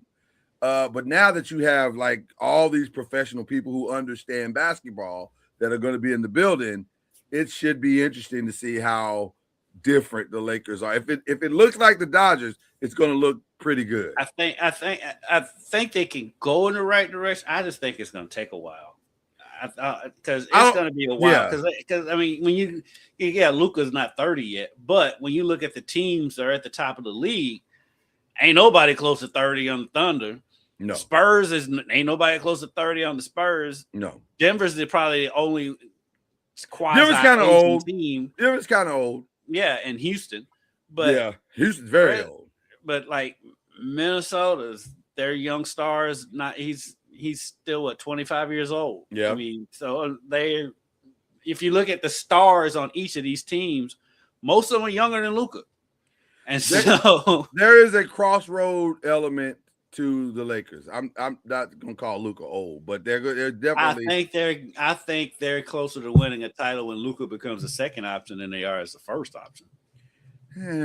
We'll see. Again, a lot of it will depend on what they're able to accomplish this summer, and I think the Lakers are for sure going to swing for the fences all summer long. Yeah, the whole Giannis thing is that's the whole thing. Well, maybe. I don't know if Giannis is the only thing. I don't know what's out there. Yeah, well, I don't know what else is out there. Well, quietly, definitely not as loud as the Giannis thing. There's other stuff like the Jokic thing. Jokic could opt out, or he's in his final 2 years, and I wonder sometimes with him how much more heavy lifting does he want to do, because he is doing a lot of heavy lifting for that team. So we'll see. And now you're not solving your defensive problem by bringing in Jokic at all, because nothing is more my favorite fun thing to watch. Yeah, nothing is more fun to watch than Jokic's defense. It's interesting. A lot of interesting things are going to happen this summer, and I'm as excited about what's going to happen after the NBA season as I am about these playoffs. Because I'm excited about these playoffs, man. Yeah, playoffs should be good. Playoffs should be good. And now the East looks like it's going to be a solid time, because first of all, let's be clear. The Detroit Pistons did not blink without Cade Cunningham. A lot of us thought they would, but they didn't. And they did not. But I'll tell you who the coach of the year is. To me, is the Hawks coach, Snyder. For turning that around? They've had 3 different seasons in one season. They have. They came in with all the expectations. There was people picking them to go to the finals in the off season. Yeah. To trading away their best player. Yeah. To like, okay, they're going to be in the gutter. To now, they're the fifth in the Eastern Conference. Solid, coming for Cleveland. They're going to give Cleveland all they want in the first round of the playoffs. Yeah. Like, Quinn Snyder needs to be coach of the year in the league. I think Quinn's going to be in the conversation. I think our guy at Boston is going to be in the conversation, because he should be. This is supposed to be a gap year, and it was not. Detroit, JB will be in the conversation. Missoula is what I was thinking of. Missoula. Yeah. JB will definitely be in the conversation for the Pistons, because nobody had that on their bingo card. Do you put Oklahoma City's coach? Probably not, because they were expected to do this. So there's nothing that he really did other than he's in that Phil Jackson spot to where you've got the most talented team. You can't win. You should be winning, right? That's probably your list. I think all of your true contestants for contenders for coach of the year are definitely in the East. I don't know if anybody in the West I'd put in that conversation. Maybe Tiago Splitter just because of everything that happened with Portland, and he still got them to a play-in. That's kind of impressive. But other than that, I don't think they'll, and it's not his fault, but I just don't think they'll give an interim coach the coach of the year. I don't think so either. He has an interim label on him, so I don't think so either. So I think your coach of the year is definitely coming from the East. But I want to get over to the Giannis thing real quick. How bad is that? Like that the stuff that came out this week. It's gotten so ugly, but this is what Giannis needed to do to get out of there. It makes it cleaner. He should have done that last year. It makes it a lot cleaner. Doc, I had a conversation with somebody the other day, and I said, "Can you name another coach, not Phil Jackson, and not Pat Riley, that has had more Hall of Fame or All-Star talent and not gotten the max out of that?" I couldn't think of anybody. I don't want to be mean, but I think Doc's one of the more overrated coaches. Well, Doc's and then put some respect on his name because he's now a Hall of Famer. Which, by the way, the basketball Hall of Fame.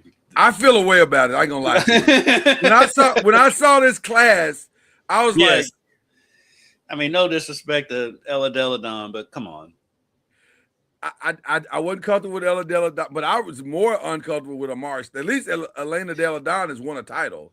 Amari Stoudemire, yeah, it's basically like if. And I like Amari Stoudemire. I really like Amari. But he's not a Hall of Famer. He's in the Hall of Good.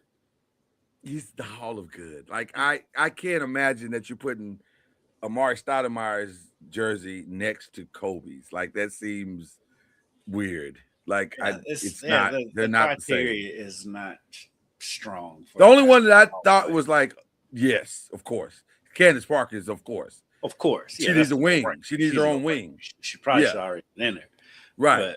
But they need to separate. They need a basketball Hall of Fame. Then they need an NBA/WNBA Hall of Fame. Yeah, because there's a lot of players in that Hall of Fame. I'm like, by the way, should not be standing next to Moses Malone. By the way, I wasn't comfortable. I wasn't really comfortable with Doc Rivers or Mark Few. If I'm being honest, I'm not comfortable with Mark Few at all. I was like, and listen, he is Gonzaga basketball. So let's be clear about that. He is Gonzaga basketball. He's in the Hall of Good. Right. It's not. Come on. He's in the basketball Hall of Fame. We can't keep giving. That's a stretch. To me, it's a stretch to even put him in the college basketball Hall of Fame. It is because you gotta win a title, man. I don't understand how you can get in if you haven't won at least. Title has to be the bare minimum, right? It has to be. It has to be. I don't know. It's weird to me, but I feel like the Basketball Hall of Fame is scared to not have people in every year. They put names. If you are a name at some point in basketball, you get in the Hall of Fame. Is it a fundraiser? Does that event fund the Hall of Fame? Well, the Hall of Fame isn't. If you've ever been to the Hall of Fame, it's in a strip mall. It's not like it's literally in a strip mall. Like where they have the ceremony is not where the Hall of Fame is. Well, I guess what I'm saying is, are they paying for the strip mall? Is that why they have this ceremony? I'm serious, they probably sustained it. Because I'm saying none of the if you look at the list of people that are going to the Hall of Fame this year, it doesn't make sense. Like it doesn't. Really there's only one name Candace on there. The only one. So why not just have Candace by herself? Like she deserves that. She's earned that. But they're like, we're gonna put Amari in. We're gonna put all these people who have had marginal success at best. It's very weird. It's very weird. I am happy for Seth Davis. Huh? I am happy for Seth Davis. Getting to Kirk Gowdy. I think Seth has done substantial work to justify giving him something. He has. He's done some good work. This is the way you said it. Yeah, well, you know. Let's see. I'm looking at the whole list right now. It's not Candace good. Parker. I mean, well, It's not good. I guess I can see Shamika. Shamika, I forgot Shamika. Shout out to Shamika. Although she didn't win anything. She didn't win anything, and I don't see Mike. I don't but if understand you look at Mike. the totality, at Tennessee, she was dominant. So I give you that. I'll give you that. But Mike D'Antoni and Mark Few? Absolutely not. And Doc Rivers? Absolutely not. Why are we giving at least Doc won a title? So at least he won a title. But Mike D'Antoni, no. I don't get it. No, I don't know. He got it because of the contributors committee. I don't know what that even means. Like, so because he participated in professional basketball, that gives him. I don't know. I don't get it. I don't get it. So anyway, the '96 United States Women's National Team. I guess I don't know. I guess that's fine. You can make an argument that they get it every year. They should get it every year. So the women's basketball team and the Olympic teams, they should get it all of their teams should be in the Hall of Fame. So, you know, they're the most dominant basketball faction that we have in sports. Like they win everything every year. Yeah, because like there's a reason why they're not playing US versus the world in the All-Star game. 100%. 100%. That is very, very true. So anyway, we digress on that. But yeah, it's a weird mix going in the Hall of Fame. Listen, shout out to the ones that got it and you got your votes and you're in. And I don't want to be disrespectful to them. I'm just saying it seems like the criteria needs to be. It's not like baseball. No. Baseball don't give a flying flip. Nothing's like baseball. Nothing's like baseball.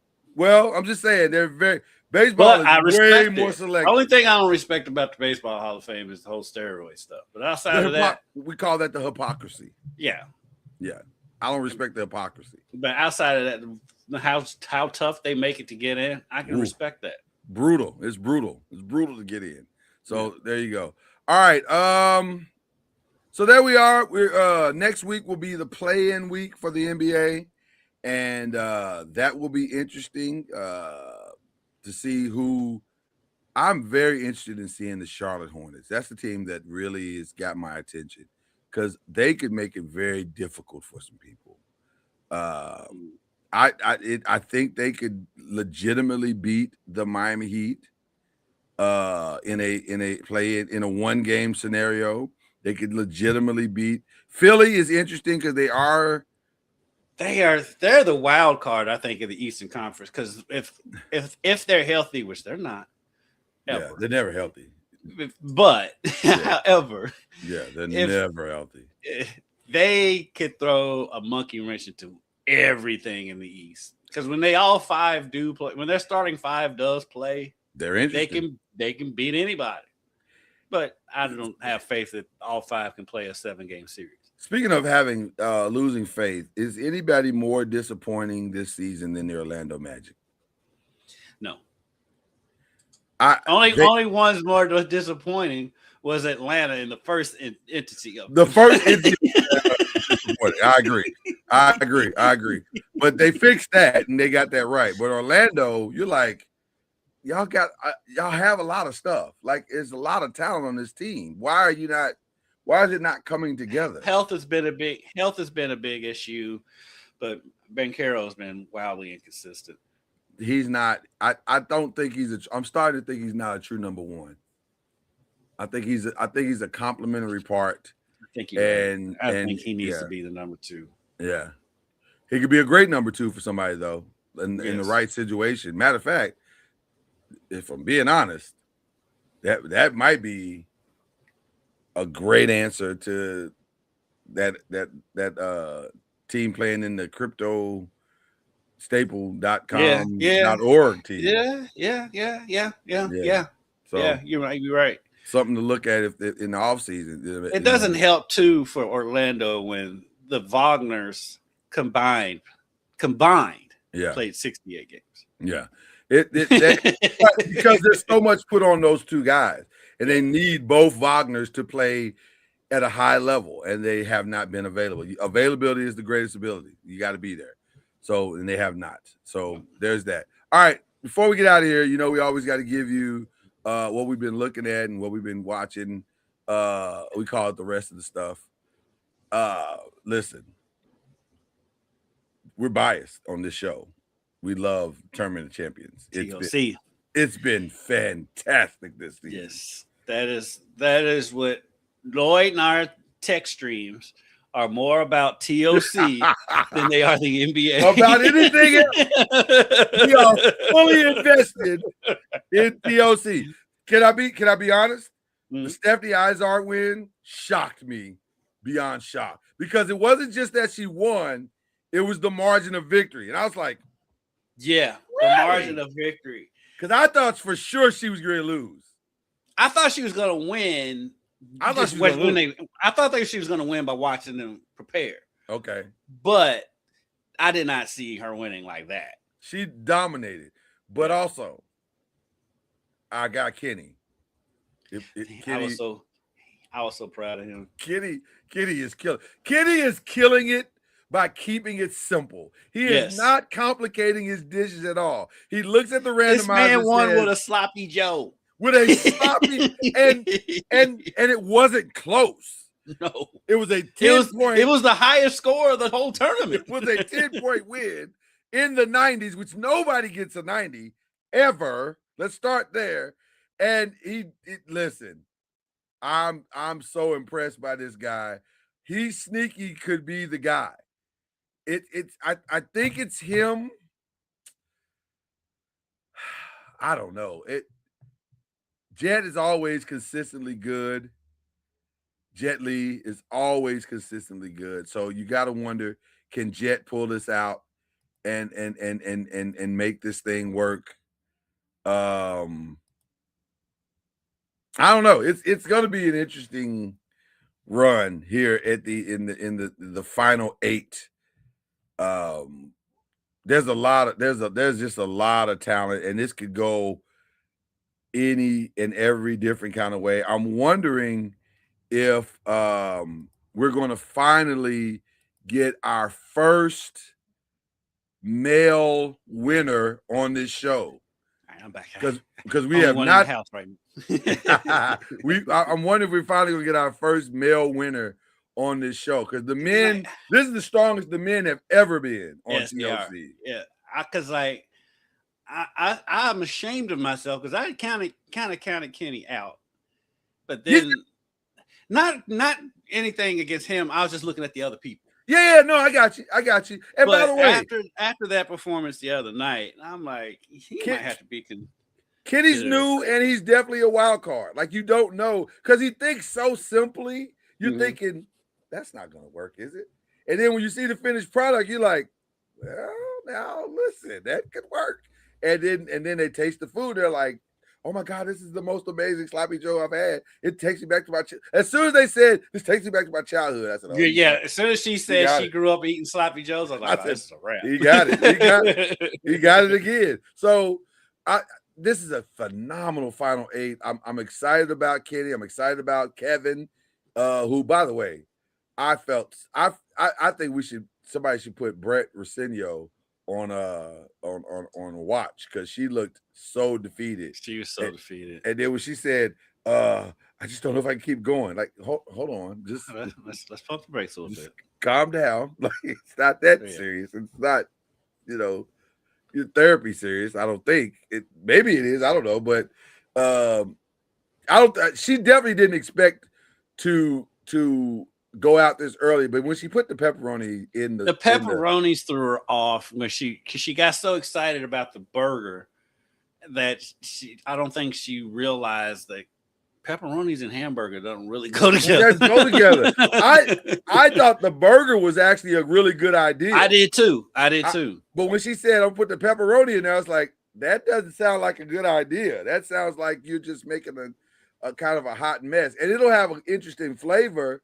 But it's not going to be like because the best she could do is what she did do is grind the pepperonis up into the ground beef, that's the best you can do with it. Because like a pepperoni on top of a burger, but unless even, only way you can make that work, I would think, is to make it kind of like a pizza on top of the burger. if I'm being honest, that's what I would have done. I would not have put that, because once you put that dry pepperoni into the burger, all that salt and the it doesn't even pepperonis matter, gonna dry right? And it it out. doesn't even matter how what you cook it on. Like even if you do a medium cook or a medium rare cook, it's still gonna dry it out because you got all the salt, all and the it's just, salt and the pepperoni. yeah, it's just not all gonna out. taste good. So Yeah. I was like, I didn't think that was a good play at all. But I didn't either. she was confident, and then they tasted it. It was like, this is not good. So, so Kevin's solid, Kenny's solid. The young lady that coming back from cancer, I forget her name. I'm drawing a blank here, but she's a force. Everybody's good. I mean, It's anybody's game. It's wide open. Anybody can win this one. It's anybody's game. I selfishly root for Jet because I've always Yes. Jet And see, and like after the first week, I was like, okay, Jet's gonna get this. I just felt like it was his year. Felt like it. Yeah. But then Kenny came through. And Stephanie's cooking her behind off right now. Yeah. Stephanie looks like the Iron Chef. That's the Stephanie I always thought would be here for TOC, and she's never shown up for it like this. So now that she's a lower seed and she had to fight her way in, it seems like she's found that thing again. Found the groove, yeah. Yeah, she's found that groove again. So now, listen, Sunday is going to be amazing. Cannot wait for Sunday. I mean, if you heads up, I'm not going to be able to watch it until Monday because she's out of town. So I can't watch it yet. All right, I won't text you. So, we normally text during the show. Yeah. So now I can't text you. Okay. And don't get fooled that Tournament of Champions is over with, because once that's over, 24 starts. 24.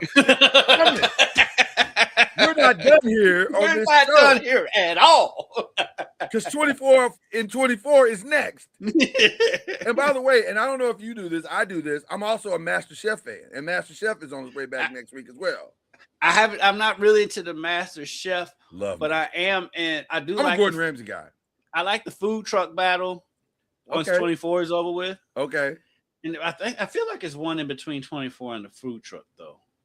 The barbecue brawl. Barbecue brawl is also a good time. I'm telling you, if you're not on the Food Network, they dominate Sundays, especially once football season's over. You're missing it. You are missing it. Dominate Sundays. You're missing it. Also, and my girls and I, we like Next Level Chef. We just like food competition shows. Yeah.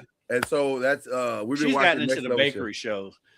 The bakery ones are only thing about they are too tough on the bakery shows. It's hard. The bakery shows are hard. They are very, very hard. They judge them on like the slightest of things. And that's the thing. I don't necessarily because I'm not a baker, I don't necessarily understand the nuance of, because all that stuff looks good to me. I'm like, that looks like a 10 to me. I don't know what you're talking about. This looks amazing. So I don't necessarily get it.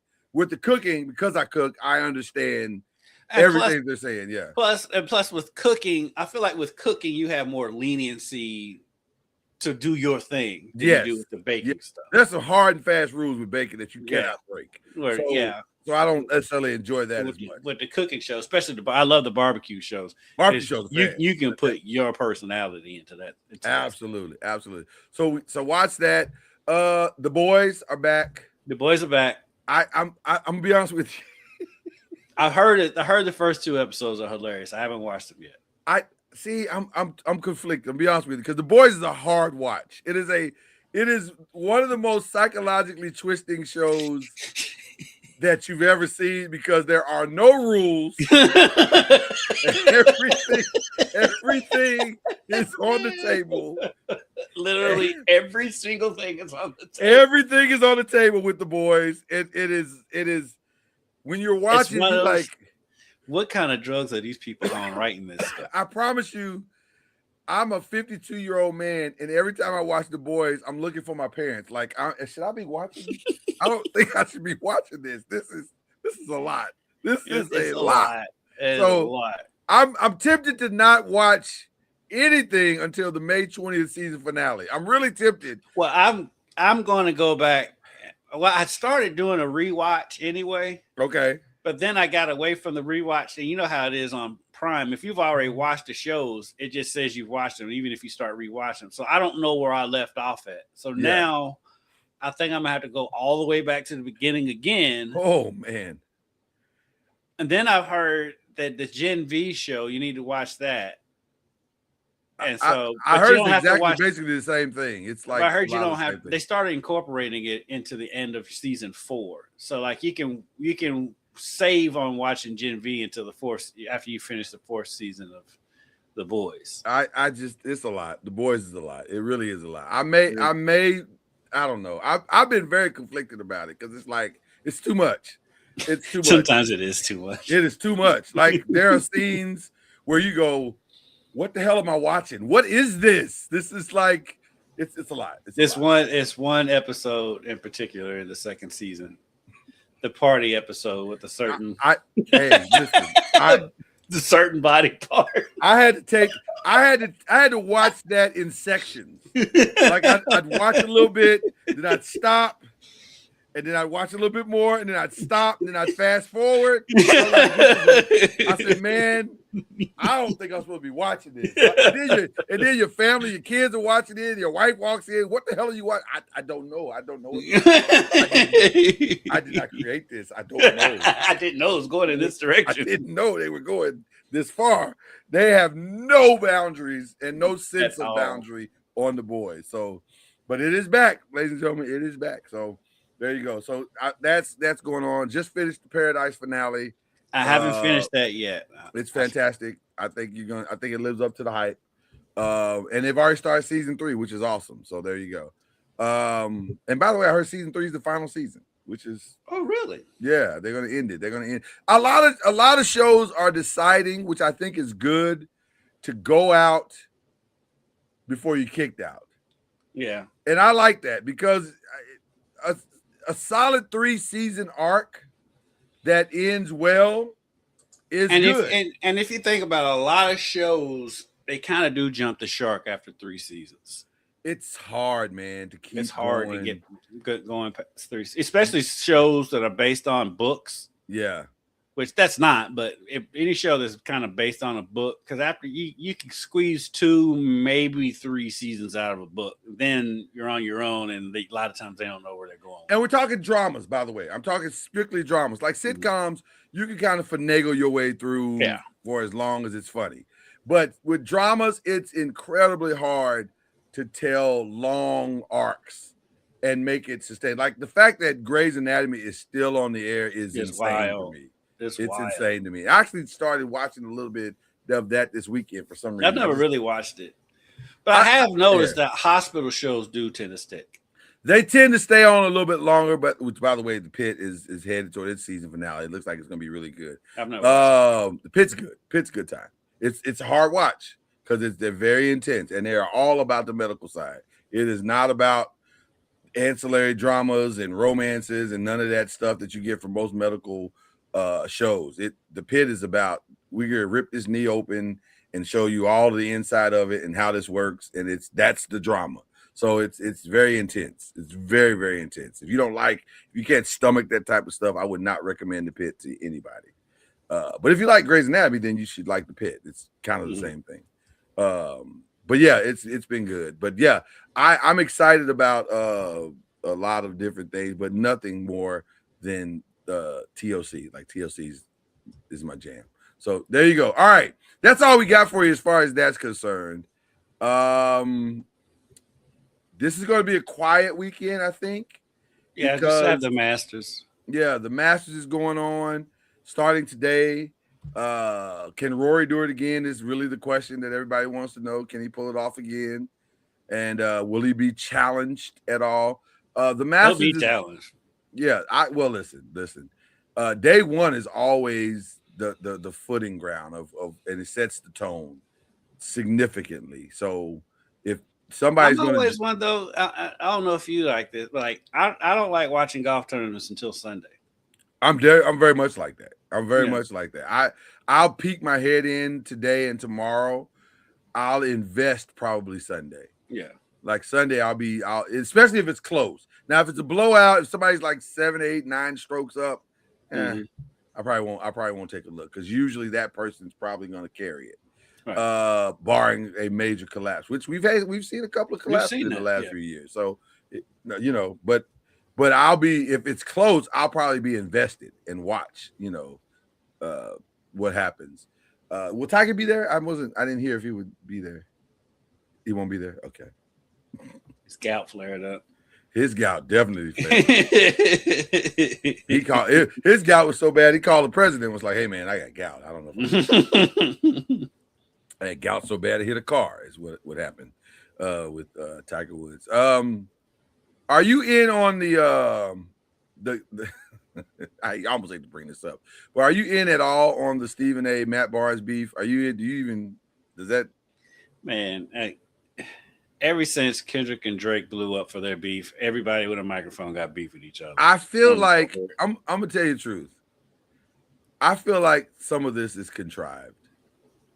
Like some of it does not feel authentic. Although I will say the Matt Barnes Pat Bev seems. I think that's authentic. Yeah, I think that authentic on Matt Barnes, and Pat Bev is just trying to get clicks. As he should, because he got fired from his podcast, so he's trying to, all he does is name drop. But the Stephen A. and Matt Barnes stuff is kind of better player, Matt Barnes or Pat Bev. Because they were arguing about that, and Pat says he's way better than Matt. And I'm like, way better? Defensively. Way better? I don't know about defensively, maybe. Man, that's a maybe. Yeah. I don't know about way better. Barnes is a pretty good defensive player. I think it's a wash between the two, to be honest with you. Yeah, they're not that far off from each other, I think. Who would you like to hang out more with, though? Pat Bev or Matt Barnes by far. Matt Barnes is hilarious. Pat Bev is just going to talk about Pat Bev. I mean, any guy that refers to himself in the third person all the time. Yeah, I'm not here for that. I'm not here for that. Okay. Matt Barnes is funny.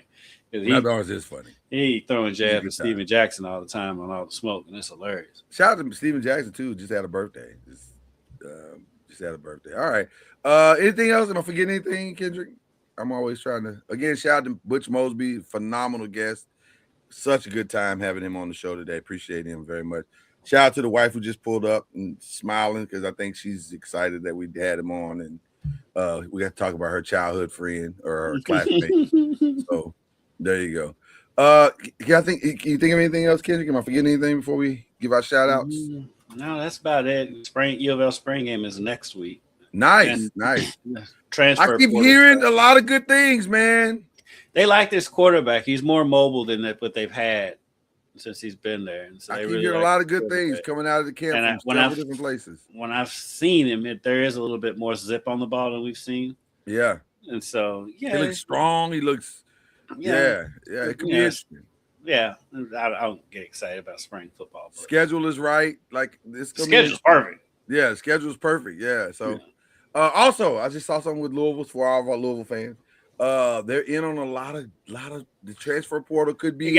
They've got 2 or 3 guys coming in this weekend. Kid from Kansas, kid from Oregon, kid from San Francisco, I believe. They definitely Oregon and Kansas kid. The third is I don't know. The rumor is that the kid from Kansas really likes this atmosphere. Well, him and the Oregon kid have the same agent. So the agent likes his atmosphere. Because I'm like, and I guess because you have to hurry up and get them in when you can. Because it's quick now. It's very quick. Because next week is the more ideal week to host because you have the spring game on Friday and Thunder over Louisville on Saturday. Right. So I mean, Louisville's going to be happening next weekend. So I'm curious to see where all this is headed because Louisville definitely has a lot of rebuilding to do because they've lost a couple of significant pieces in the portal, which is ironic because Jeff is having the opposite problem of losing Frew was a little bit of a surprise, but not that big of a loss. I don't think. I think he not really. It's a replaceable surprise that hasn't.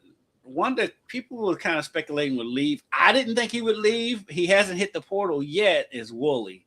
I think if you can keep him, that's big. Losing Kanai Roots and his inconsistency is not that bad. I would say, yeah, it's not. Yeah, like what Louisville lost that were important were people who were leaving anyway. That was, Conwell was a senior. Right. Hadley was a senior. Right. You knew McHale is a top 10 pick, depending top on what 10 you pick think. in the draft. Yeah, and so you were expecting him to go. There was some scuttlebutt that Zugris may leave, but he hasn't entered the portal yet, and so, which personally I want to keep Zugris just because Zugris makes me laugh. He's a good time. He is a good time, yeah. And I think Woolley really grew in the system, and I think if Woolley stays another year, he can really flourish. And Kelsey, I think his is about really blew it because when Michael went out the last time, and Woolley had to really step into that role, he did. He played really well for most of that last stretch of the season, and so I hope they can keep Woolley. I think that'll be about the numbers. Can like what are the numbers going to look like signing what they want and then keeping what they need? Like, how do you balance those two things? Shout out to U of L women. They haven't lost anybody yet. Listen, of consequence. U of L women are shaping up to be a top 5, top 8 preseason team at this point. Like they're doing quite well. And between what they're keeping and what they're getting, they should because they was able to keep Taj, they was able to keep McKinley Randolph, and so far, and they were able to keep Istanbululu. And they all sound very motivated, which is nice. Because I had heard some rumblings that Taj might leave, and then like last person that I talked to who would know was like, no, she loves it. Well, I was gonna say her last 3 games in the tournament, she looked settled. Like she looked like she was starting to kind of get back to what we all thought she was going to be all season long. And I was like, okay, maybe something's there now. She's starting to figure some things out. And then Barry, I think Barry's still there, right? And Barry's still there. Yeah, and I think that's going to be a very formidable backcourt next season. I think so. And then if Istanbululu and McKinley Randolph taking another step next year, I'm not sure anybody grew more than Randolph. Istanbululu. I guess what I mean is that when you think about where they started to where they got to at the end of the season, because Randolph became like the person on the bench trying to, get significant minutes to we can't win without her. Like her effort, her contribution, her basketball IQ, which I didn't realize was as high as it is. It's insanely high. She's an incredibly smart player. So now you're talking about a team that is going to be smarter, wiser, more physical than they've ever been. This could be an interesting run that they have next year. They'll be a top 10 team coming in. Yeah. They can get some pieces. Especially with whatever they get in the transfer portal. Yeah. Now, having said all that, still, it's UConn, it's South Carolina, it's, USC. I'm excited to see this USC team next USC year. is going to be insane. By the way, if what is predicted happens, USC is going to be incredibly hard to beat because those I didn't mention. I haven't had a chance to mention this on any show, but everyone pay attention. Audie Crooks is out there looking for a team, and that could swing the entire women's basketball landscape where she lands. And rumors are very strong that she's maybe headed to USC. And if I'm USC, they can afford her with the other 3 because they got 3 straight number 1 players in the country. They do, and I would think they're going to have to find some money, significant money, and deals in the city. But on Reggie Bush's door, right. Just they're going to have to figure. They have to get real creative. And I'm sure she's entertaining offers from everybody. I'm sure LSU's in there. I don't know if Don. She doesn't feel like the type of player Don wants, but she could be after the shellac. After she just got happened to her, she might want to get a bigger, sturdier player because she's got a lot of long, skinny, athletic players. She might need a bruiser. You might need a bruiser. And Audie brings a different dynamic to the table because she can score and she's physical and she's strong and she got all the stuff. So It'll be interesting to see where she lands, and what system she. Listen, full disclosure, she'd be great with this team, with the Louisville team. She'd be phenomenal. They can't afford her. They can't afford her, but she'd be phenomenal. But you got to make the call at least. Like, hey, would you at least like to come hang out with us and see what she was, you know? But yeah, Louisville's a good time next week. Listen, we're gonna have a good time next week, Artie. Come hang out, eat some food. We got you. You know, go have a good time, see some good stuff. You know, but that could swing the entire women's basketball landscape for sure. To see where she goes. I don't think she's going to UConn. That doesn't feel right. LSU maybe. Maybe. UConn wouldn't surprise me because they freed up a lot of money now that Flage's gone. By the way, I'm a little shocked that she's not trying to go to the draft because I would think that she'd be at least a top 4 pick, top 5. Yes, but they don't go early in the W. But she's a senior. She's legitimately a senior, I think. Oh, is she? Yeah. I thought she had another year. She does have another year. I thought she was a junior. I don't know what grade anybody's in anymore. I don't know what grade anybody's in. I think she's a senior, but also I know she stands to make way more going somewhere. Playing that extra year. Right. That she would ever make. No disrespect to WNBA, but if you can make $1 million plus in college, then you stay. Right. You stay, you know. So yeah, it'll be interesting to see where she lands. It'll definitely be interesting. Okay, we gotta get out of here. Well, shout outs. Who be shouting out, my brother? Shout out. Spring ball's coming up. Spring football game. Shout out to the Louisville Kings, still looking for their first win. I just thought of it because I just looked over at ESPN and saw the UFL. Tough first loss. They lost both. They're 0-2. I missed the second one. So they lost to Orlando last week, and they play Orlando again this week because UFL. Right. But they play on Friday. Shout out to my guy, Chris Redmond. Shout out to my cousin, Mo Owens, the defensive backs coach for them. Nice. Very nice. I'm not even going to humble flex you for that. You shouldn't. No, I ain't going to say that. My cousin's on the coaching staff? Yes. That's literally what of a UFL team? Listen, is it a professional team or not? Are they playing on ESPN or not? You know, you're getting kind of dangerously close to one. If you might want to slow down here. I brought the guest on. I don't get it from traffic. You're right, and that's why you're not getting it. A phenomenal guest on. Shout out to my little brother who came here for the first time in 7 years with all of my nieces and nephews, which is one of the reasons why we may not be on the next 2 weeks because I have business to catch up on. That was a very tiring week. My nephews are on 10 all the time. They're twins, by the way. They are twins, by the way. And they came in hot, like Uncle Lloyd. I was like, oh my God. And I'm gonna tell you something. They made me realize very quickly that I am 52 years old now. I am for sure 52 years old. Because I was like, I don't know if I have this kind of energy anymore. So yeah, they were good times. So and then also shout out to all 4 of my nieces and nephews are amazing. But that 2-year-old, which ironically is born on my birthday, she was the one that really blew me away. Of course. Well, listen. Not because she's 2. The 2-year-old's awesome. Well, listen, she just turned 2, and she has the wherewithal to understand. She's very aware and understands circumstances and situations. So, full disclosure.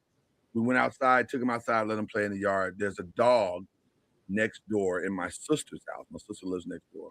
Dog's in the house. He heard the dog in the house barking. Immediately, she came into the house and said, Mom, Dad, Uncle Lloyd, I need to come in the house. And I said, well, baby, what's wrong? She said, there's a dog outside, and I can outrun the dog. Wait, hold on. First of all, to have outrun in your 2-year-old vocabulary and in context is diabolical. So let's just think about that for a second.